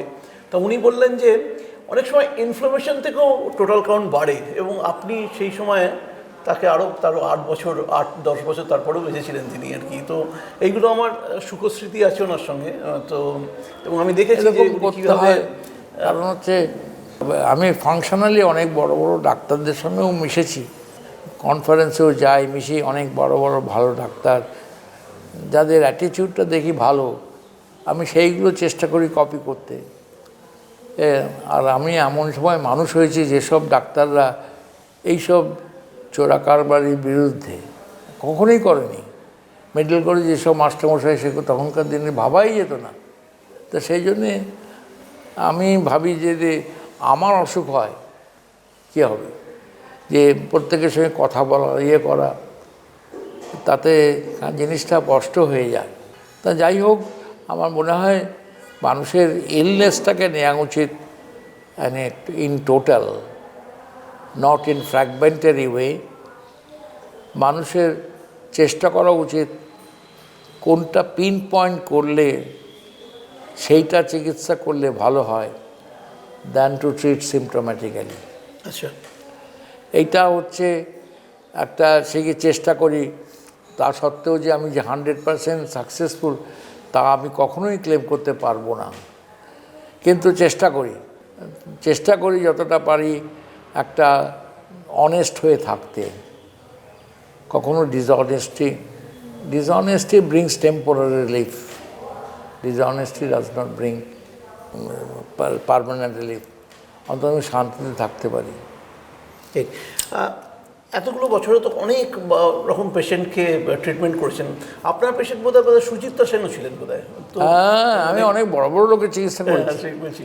মাদার টেরেসা, সুচিত্রা সেনের সঙ্গে কীভাবে হঠাৎ ফোন এলো? সুচিত্রা সেনকে নিয়ে আমি হাঁটিয়েছি হাতে ধরে আচ্ছা, ওর বাড়িতে গিয়ে। আমি চিকিৎসা করেছি প্রেসিডেন্ট মহারাজ অনেককে, আমি মানবিক চিকিৎসা করেছি বালক ব্রহ্মচারীর মৃত্যুতে। আচ্ছা, আমি চিকিৎসা করেছি আরও অনেক সাধু সন্ন্যাসী, কৃষ্ণ মিশনের অনেক লোক, এখানকার যে রামকৃষ্ণ, তাও চিকিৎসা করেছি। আর অনেক পলিটিশিয়ান চিকিৎসা করেছি, সেগুলো নাম বলতে পারবো না। অনেক পলিটিশিয়ান চিকিৎসা করেছি, কিন্তু সেটা বেশিরভাগই হচ্ছে ওপিনিয়ন বেসড চিকিৎসা, রেগুলার ট্রিটমেন্ট নয়, ওপিনিয়ন বেসড চিকিৎসা করেছি। তাই এগুলো সান্নিধ্যে এসে হয়তো আমি ডিভিয়াস পাথ অফ ডিসঅনেস্টি থেকে অনেক দূরে। হ্যাঁ, সেই জন্য আপনি লেজেন্ড, তো আপনি সেই জন্য আজকে। আর আমি আর একটা জিনিস কখনো করি না, কোনো ডাক্তার সম্বন্ধে ক্রিটিসাইজ করি না। কোনো প্রেসক্রিপশন দেখলে, সব কিছু দেখলে আমি ঠিক আছে, কিন্তু এবং এথিক্সটা যত পারি মেনে চলি। একজন প্রেসক্রিপশন করেছে, আমি সেটা কেটে দিলাম, এটা আমি কখনো করি না। যে চেষ্টা করি একটা এথিক্যাল থাকতে, লোকের মধ্যে বিভ্রান্তি না সৃষ্টি করি। ডক্টর মুখার্জি, একটা জিনিস বলুন, আপনি তো এই মুহূর্তে রাজ্য সরকারের সঙ্গে খুব ক্লোজলি কাজ করছেন। ইনফ্যাক্ট কোভিডের সময় আপনাকে আমরা দেখেছি যে ওই সময় টাফ টাইমটা আপনারা কীভাবে আমি তো বললাম, আমি কোভিডের সময় আমি সরকারি চিকিৎসা থেকে বহুদিন তো রিটায়ার করেছি, কিন্তু আমাকে ইনভলভ করেছে কোভিডের সময়। আমি এখনও ওয়েস্ট বেঙ্গল ক্লিনিক্যাল এস্টাবলিশমেন্ট অ্যাক্টের মেম্বার, আজকে প্রায় 9 বছর 10 বছর হবে নেক্সট ইয়ারে। এগুলো তো সব তো আমার হয়তো সুনাম বলুন, যাই হোক, সুযোগ বলুন, আমাকে করেছেন। তা আমি জানি রাজ্যের মুখ্যমন্ত্রীও আপনাকে বিভিন্ন ব্যাপারে এই মেডিকেল করিয়েছে, করিয়েছে। তো আপনার কি মনে হয় যে কোথায় এখনো মানে আমাদের যে রাজ্যের যে মেডিকেল সিস্টেমটা কোথায় কোথায় এখনো নজর দেওয়া উচিত বা আর একটু বেটার আরেকটা আমার মনে হয় যে ডাক্তার সংখ্যা ক্রমশ বাড়ছে, আমাদের রুলস অ্যান্ড রেগুলেশনসের মধ্যে কিছু একটা জায়গায় একটা ফারাক রয়েছে, যার জন্যে আমরা ঠিক জায়গায় ঠিক মতো পৌঁছতে পারছি না। আর সেকেন্ড কথা হচ্ছে যে ওয়েস্ট বেঙ্গলে এত হাসপাতাল হয়েছে, দুটো জিনিস, একটা হচ্ছে আমাদের যেসব equipment, technology, facility and proper low disparity রয়েছে, যার জন্যে কেন এত সুপার স্পেশালিটি হাসপাতাল থাকা সত্ত্বেও লোকে কলকাতায় ভিড় করে। আপনি পিজি হাসপাতালে দেখুন, মেডিকেল কলেজ দেখুন, ন্যাশনাল মেডিকেল কলেজ দেখুন, বাইরের শয়ে লোক, এত ভিড়। মানুষকে দেখতে হলে ওইরকমভাবে ক্যাজুয়ালি 5 মিনিটে 10 মিনিটে দেখা যায় না, কিন্তু অপারক, ডাক্তারের অপারক, কী করে সময় দেবে, বা এত বার্ডেন অফ ওয়ার্কে তারা পারছে না। তো আপনি কি বলছেন এটার জন্য নাম্বার অফ হসপিটাল এটা হসপিটাল বাড়ে না, হসপিটালের ম্যান পাওয়ার এবং স্ট্রিমলাইনিং অফ দি সার্ভিস যদি ঠিক না হয়, এবং ডাক্তারদেরও খানিকটা, আমাদেরও খানিকটা গাফিলতি আছে, আমরা কতটা টাইম ডিভোট করি একটা পেশেন্টের পেছনে। আমরা রিয়েলি যদি নন প্র্যাকটিসিং হই কিংবা কতটা প্র্যাকটিস আমরা সময় দিই একটা পেশেন্টের সঙ্গে সকাল থেকে বিকেল পর্যন্ত। সে কতিপয় ডাক্তার হয়তো আছে, সেটাও ডাক্তারদেরও আমাদেরও হয়তো কিছুটা ঘাটতি কিছু থাকতে পারে। সব মিলিয়ে না আদর্শ থেকে পলিটিক্স অফ সার্ভিসটা খুব বেশি হয়েছে। আর পলিটিক্যাল ইন্টারফারেন্স, পলিটিক্যাল সব কিছু তারাই সোর্স, আর কেউ নয়। আগে মেডিকেল কলেজ আমরা কাজ করেছি, এত ডাক্তারদের কথা শুনতো, এখন ডিসাইডিং ফ্যাক্টর যেটা হয়ে গেছে ওপর থেকে, সেইটাই দেখা হয়। ডাক্তারের কতটা সুবিধে অসুবিধে একটা রুগী দেখতে, এই ভয়েসগুলো তো শোনা দরকার, যে তাদের যে কাজ করতে গেলে কে কী বাধা, এবং তাদের অ্যাটিটিউড, তাদের behaviour, why they are reluctant to keep the loyal service that is given in the national health service of UK. সব জায়গায় ওই একটা ল্যাক্সিটি খানিকটা এসেছে। এর জন্যে সমষ্টিগতভাবে চিন্তাটা বসে তার সমাধান করা, আর আমাদের উন্নতির সঙ্গে সঙ্গে, টেকনোলজিক্যাল উন্নতির সঙ্গে সঙ্গে অ্যাপ্রোপ্রিয়েট ইউজ।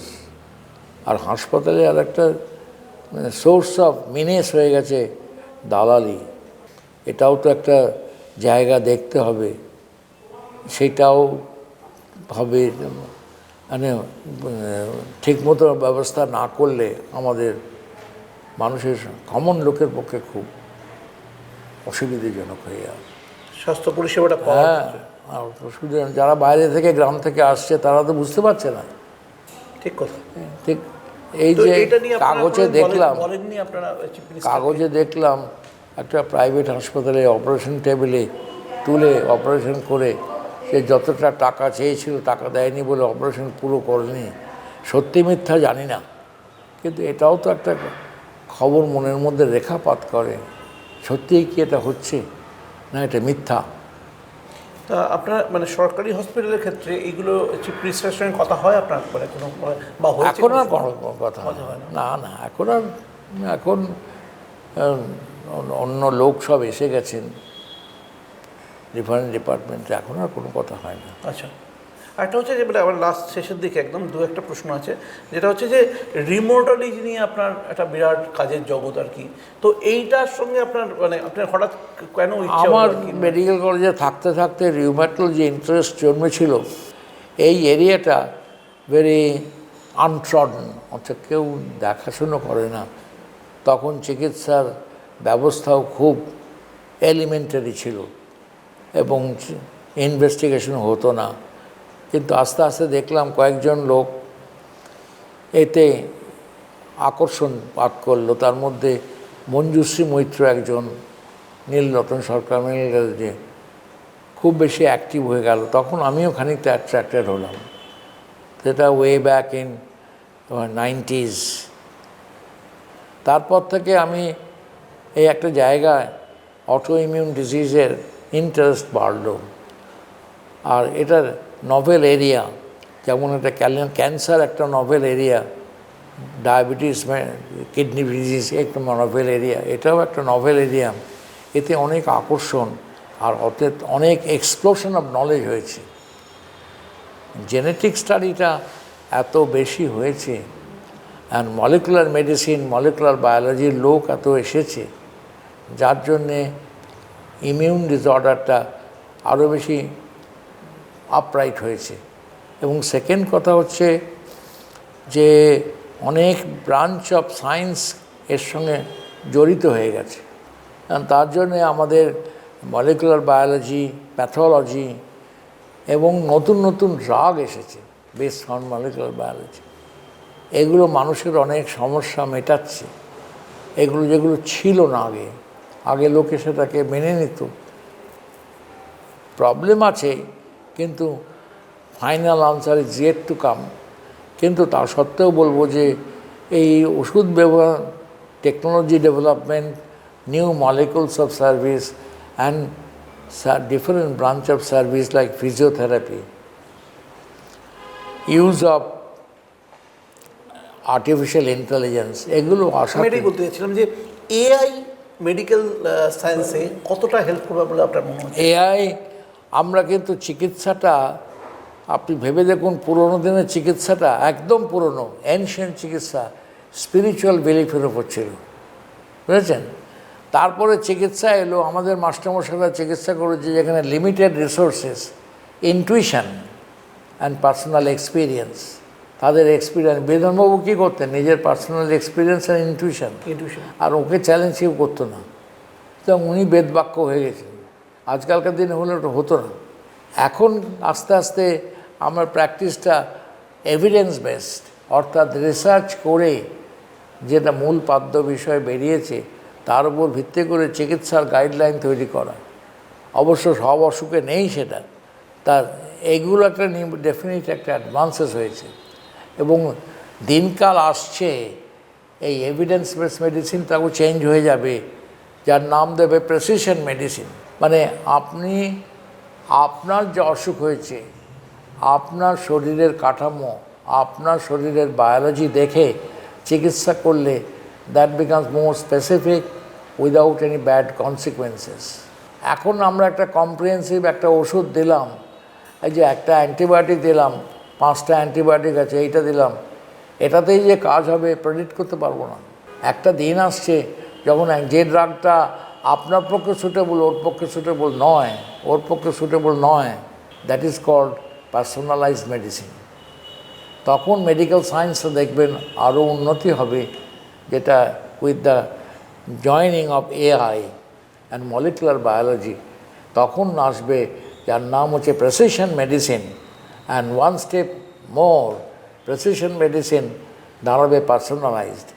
পার্সোনালাইজড মেডিসিন, আপনার জেনেটিক মেকআপ কী আমি জানলাম, আপনার স্বাস্থ্য সম্বন্ধে অ্যাটিটিউড, বিহেভিয়ার, পার্সোনাল হ্যাবিটস, আপনি স্মোক করেন না, অ্যালকোহল খান না, মাংস খান না, মাছ খান না, ভেজিটেরিয়ান হবে। আর এনভায়রনমেন্টাল যদি আমরা জানতে পারি, এই 3টে কম্পোজিট মিলনে আপনি গ্রোথ। আপনার ক্ষেত্রে এই যে খুব শীত পড়েছে, ফগ হয়েছে, আপনি ফগ সহ্য করেন, আর একটা যে স্মোকার সে ফগ সহ্য করতে পারছে না। তা সেদের এনভায়রনমেন্টাল ফ্যাক্টর, পার্সোনাল ফ্যাক্টর, আপনার স্মোকিং হ্যাবিটস, আপনার অ্যালকোহল হ্যাবিটস, অন্যান্য ড্রাগ ডিপেন্ডেন্স, নিকোটিন হ্যাবিটস, কিংবা আপনার সেক্সুয়াল অ্যাবিউজ প্যাটার্ন আছে, এইসব দেখে একটা ওষুধ যাচাই করা হলো, দ্যাট ইজ স্পেসিফিক ফর অনিলাবু। যেটা আগে হতো দ্য এম্পিরিসিজম, লাগলে লাগলো, না লাগলে না লাগলো। তারপরে এলো এভিডেন্স বেসড, তারপরে আমার ঠিক করব 3জন পেশেন্ট আপনাদের কি অ্যালগরিদম, আপনার জেন, আপনার পার্সোনাল হ্যাবিটস, আপনার এনভায়রনমেন্ট, তিনটে মিলিয়ে আমি একটি ওষুধ দিলাম একটা, ওকে অন্য ব্রাঞ্চ একই জিনিস অন্য ব্রাঞ্চে দিতে হলো, তার এটা ওকে ওটা, তখন আসবে পার্সোনালাইজ মেডিসিন। সে 2050 সালে আপনি দেখবেন, আমরা তখন তো থাকবো না, তখন দেখবেন মেডিকেল প্র্যাকটিসটা বিকাম মোর ফোকাসড, যে ফোকাসড অ্যাপ্রোচ, এখন যেটা জেনারেল অ্যাপ্রোচ হচ্ছে। এই যে AQI মানে এয়ার কোয়ালিটি ইন্ডেক্স প্রত্যেকটা শহরের অত্যন্ত খারাপ, আমাদের কলকাতার ক্ষেত্রে অত্যন্ত খারাপ, প্রায় 400 কাছাকাছি AQI চলে যাচ্ছে। তো এটা থেকে কি কি মানে কীভাবে হাউ টু সার্ভাইভ ইন এটা তো এই যে অ্যাটমসফিয়ার পলিউশনটা দু তিন রকমভাবে হয়। একটা হচ্ছে ন্যাচারাল, একটা হচ্ছে ম্যানমেড, আর একটা হচ্ছে পার্সোনাল। ম্যানমেড কি? এত ইন্ডাস্ট্রি, আপনি গাছ কেটে দিচ্ছেন, ডিফরেস্টেশন, তারপরে যে ইন্ডাস্ট্রি হচ্ছে, তারপরে হচ্ছে তোমার এই গ্যাস এক্সপ্লোশন, ডিফারেন্ট জায়গা থেকে গ্যাস এক্সপ্লোশন, পুজোর সময় এত বাজি পড়ে, এসব নিয়ে একটা তো তৈরি হয় AQI।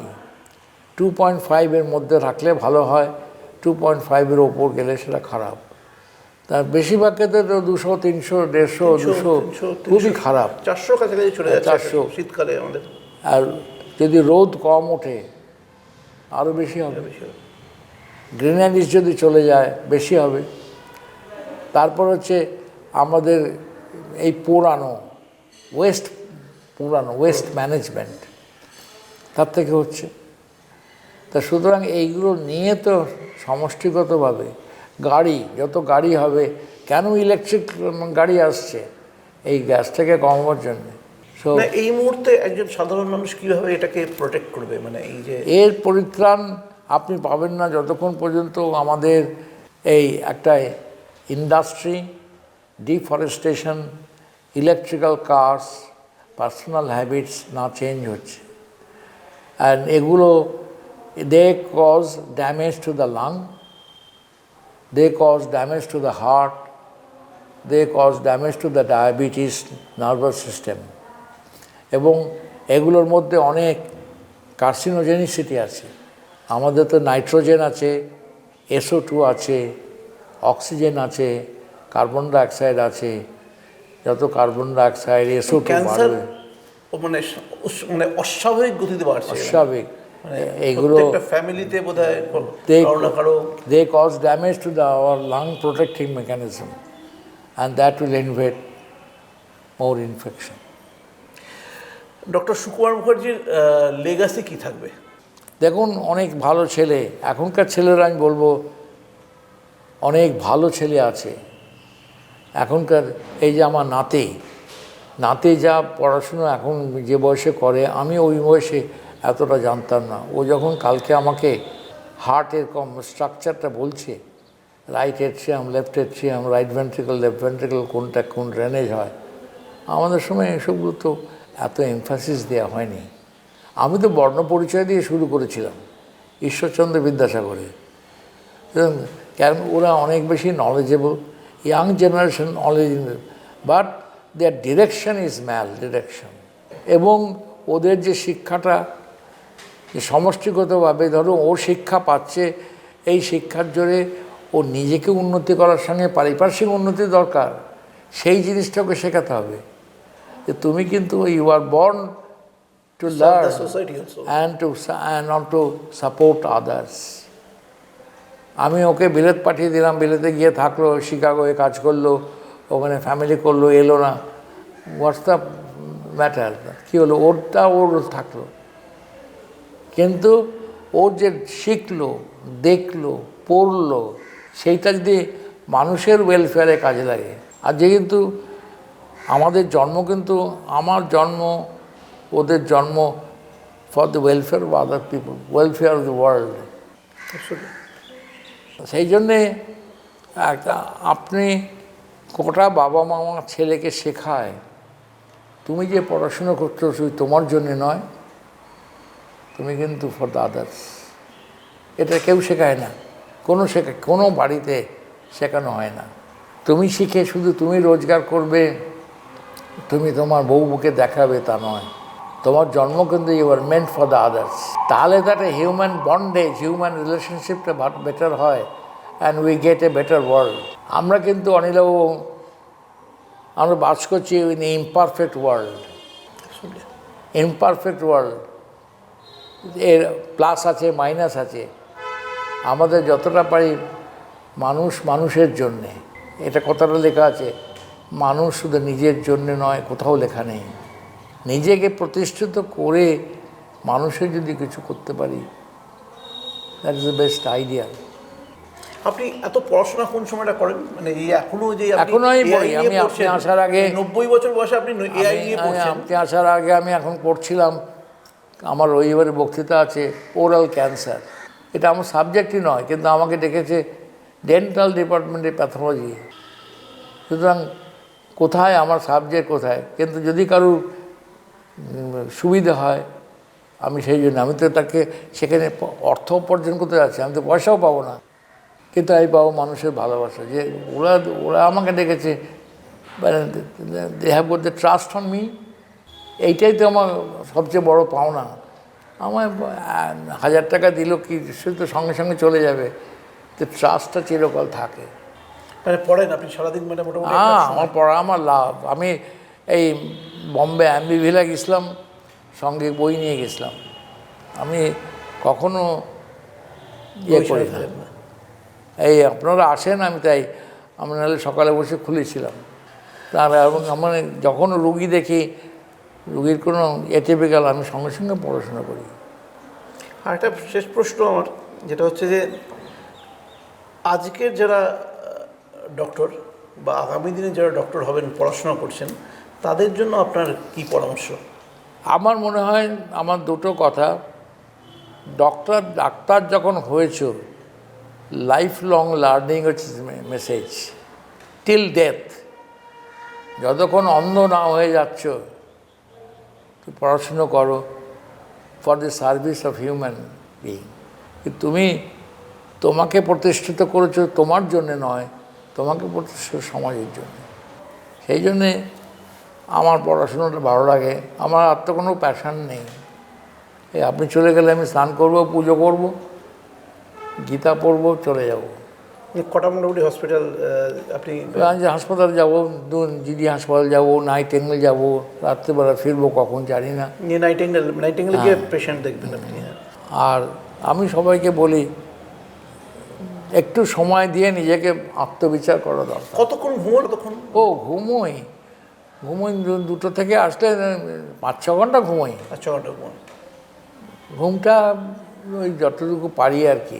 অনেক সময় ঘুমটাকে আমি রেগুলেট করেছি, যে আমি যদি মনে করি আধ ঘন্টা ঘুমোবো, আমি নিজেই উঠে পড়ি, 10 মিনিট ঘুমোবো, তাতেই আমি ফিল ফ্রেশ। ও আচ্ছা। ঘুম, খাওয়া, নেশা, এগুলো সব কন্ট্রোল করেছি। আমার মেইন জীবনে পড়াশুনো, আর যতটুকু মানুষকে হেল্প করা, যতটুকু মিনিমাল হেল্প, কতটা আর হেল্প করতে পারি। Thank you. মানে আমাদের একটাই প্রার্থনা যে আপনি দীর্ঘদিন সুস্থ থাকুন, এবং মানে আপনি এরকম এত মানুষকে সুস্থ রেখেছেন, এত মানুষকে জীবন দিয়েছেন পারছি আর গোটা ভারতবর্ষের, তো সেটা চলতে থাকুক। আপনারা সবাই মিলে প্রার্থনা করুন যে আমাদের চোখের সামনে একদিন বললাম যে জীবন্ত কিংবদন্তি রয়েছেন, 90 বছর বয়স, তিনি হচ্ছেন মহাগুরু, চিকিৎসকদের মহাগুরু। তো তিনি যতদিন সুস্থ থাকেন, আমাদের প্রার্থনা থাকুক ওটাই, যে ডক্টর সুকুমার মুখার্জি সুস্থ থাকুন, আরও অনেক মানুষের প্রয়োজনে তাকে আমরা যাতে পাশে পাই actually. Thank you so much. নমস্কার।